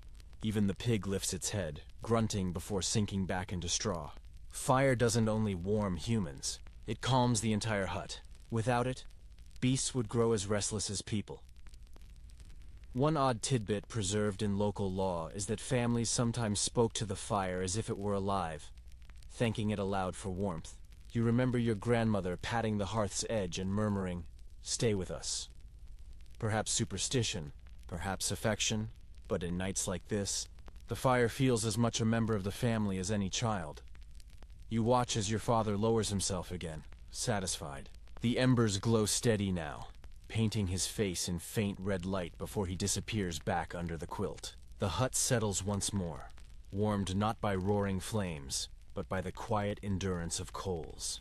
Experts note that hearths were more than heat sources. They were centers of life. Food was cooked there, stories told there, prayers whispered there. Even in sleep, the fire remained the hut's heart. Fragile, but enduring. Lose it, and the family faced not just discomfort, but death. You sigh, comforted by the glow. The smoke is thick, stinging your eyes, but you are grateful for it. You close your eyes again, letting the knowledge of embers alive and waiting ease your mind. Sleep wraps around you like the quilt, fragile but sufficient. The fire will not burn out tonight. It will hold until dawn, as it has every night before, carried by vigilance, tradition, and stubborn human will. And with that assurance, you sink deeper into slumber, knowing that the hut's faint heartbeat still pulses in the hearth. The ember's glow steadies the hut, but you wake once more, not from cold or noise, but from the sheer press of the night itself. It feels endless, as though dawn will never come. The darkness has thickened, wrapping around you so tightly it feels almost like a second quilt, heavy, suffocating, and eternal. Medieval chronicles often mention how long nights weighed heavily on the mind. In Northern Europe especially, winter darkness stretched for 14 or more hours, and without candles or lamps, peasants lived mostly in shadow. The sheer length of night was as much a psychological challenge as the cold, gnawing at hope and patience. You stare upward, eyes straining for any light beyond the rafters. Only the faintest silver leaks through cracks in the roof, moonlight or starlight softened by snow. The hut itself seems swallowed, a small box drifting in an ocean of black. Even the red glow of the embers seems small, fragile, as though it could be snuffed out by a single breath. One curious custom described in monastic writings was counting prayers, or reciting memorized psalms to pass the hours. Without clocks, time was measured in ritual or repetition. Families whispered litanies together, or individuals muttered words alone in the dark. Sometimes children were told to count breaths or beads of rosaries until sleep returned. You try the same now, counting your breaths. 1, 2, 3, as though numbers might miraculously shorten the night.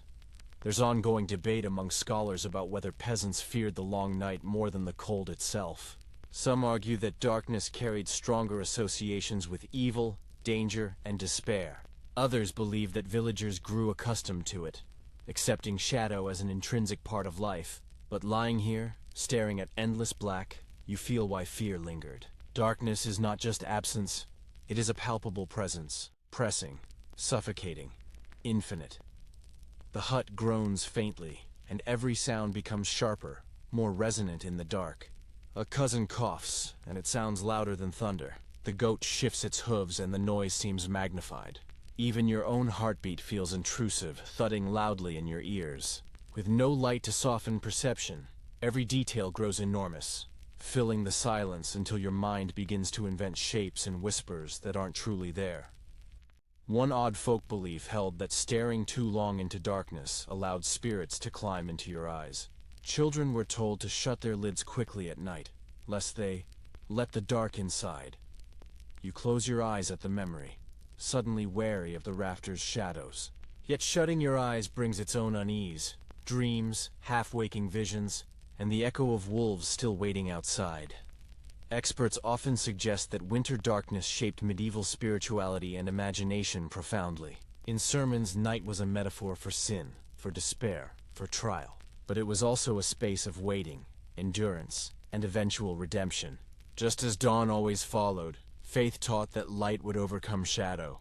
Whether people believed this literally or simply clung to it for hope, the rhythm of darkness and dawn shaped every night of their lives. You shift in the straw, curling tighter under the quilt. Your sister presses against you, murmuring in her sleep, her warmth reminding you that you are not alone. The darkness may feel eternal, but you are bound to others in it, sharing the profound weight. Gradually your breathing slows again. The heaviness of the night remains, but it is softened by the presence of your family. Their bodies are steady as anchors in the sea of dark. The hut is still afloat, the fire still alive, the dawn, though invisible, still promised. And with that small assurance, you drift again into uneasy dreams, carried by the knowledge that no night lasts forever, even when it feels endless. You wake once more, but this time, something feels profoundly different. The air still smells of smoke and sweat. The straw still scratches beneath you, and bodies still press close, but faint light filters through the cracks in the roof. It is not strong, not yet the full sun, but it is undeniably there. Dawn has begun to stir. One detail preserved in medieval accounts is how villagers often rose before sunrise, guided by the faintest gray light. Night was long, but arduous work awaited even before the sky fully brightened. For peasants, dawn was not a luxury of rest, but the inescapable call to labor. Feeding animals, breaking ice for water, preparing the day's meager meal. Yet, even in profound exhaustion, dawn carried immense relief. It meant the hut had endured another night without collapse, without wolves, without death. You push yourself up slowly, stretching stiff limbs. Around you, others groan and shift. The baby fusses, sensing change before actual sight. Your father lifts his head, eyes blurry but determined, already reaching for his boots. The pig snorts, shaking straw from its back. Even the hens stir, feathers rustling in faint anticipation. One curious folk practice was greeting the dawn with a whispered blessing. Families muttered, "Thanks for surviving another night," crossing themselves as light entered the hut. It was not ceremony. It was instinct, born of profound gratitude that frost and shadow had not claimed them. You whisper your own quiet thanks, lips barely moving, the words as natural as breath. Scholars point out that dawn did not mean comfort, only survival. Hunger would follow, chores would weigh heavily, and cold would still bite. Yet psychologically, that thin line of light mattered immensely. It meant time had moved. Winter had not won. The endless night had been endured.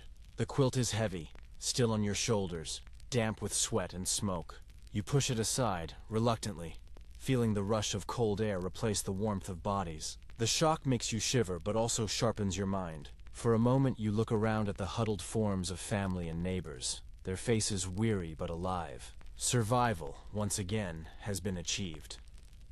One odd tidbit in village lore is that roosters were believed to chase away evil spirits with their crowing. As if on cue, you hear one outside, muffled by snow but clear enough. The sound cuts through the last remnants of night like a sharp blade. Spirits, frost hags, wolves, all banished, at least until darkness falls again. Experts often describe medieval mornings as both bleak and hopeful. Bleak for the relentless labor that began immediately. Hopeful for the sheer fact of another day won. You feel that truth now as you rub your eyes, watching your mother stir, her voice low as she hums a morning prayer while shaking crumbs of straw from her hair. The embers glow faintly, ready to be coaxed back into flame. The hut still stands, its walls still upright despite the night's storm. The snow outside may be high, but inside, life endures. You take a deep breath, the smoky air filling your lungs, and allow yourself a final moment of stillness before the demanding day begins. Because this is the rhythm of winter life.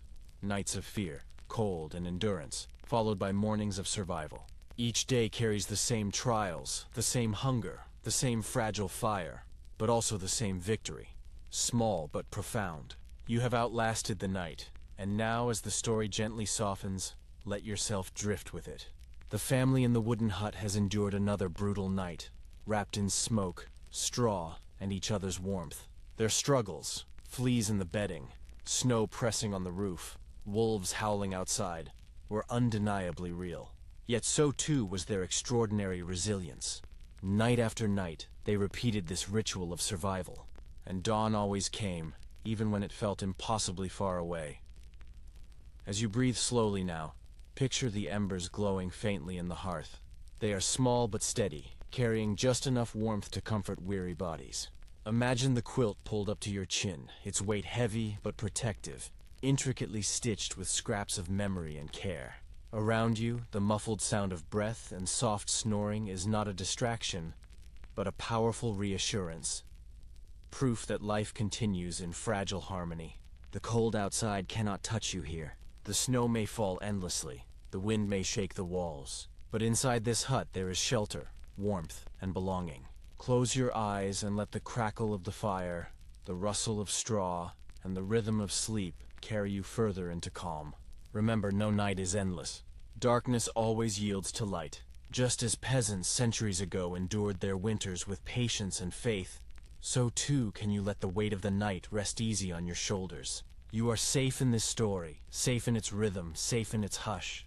So breathe in and breathe out, slowly, steadily, gently. Let your body grow heavier, your thoughts quieter, your heart steadier. Allow the long night to fade behind you and drift, as they did, into peaceful rest.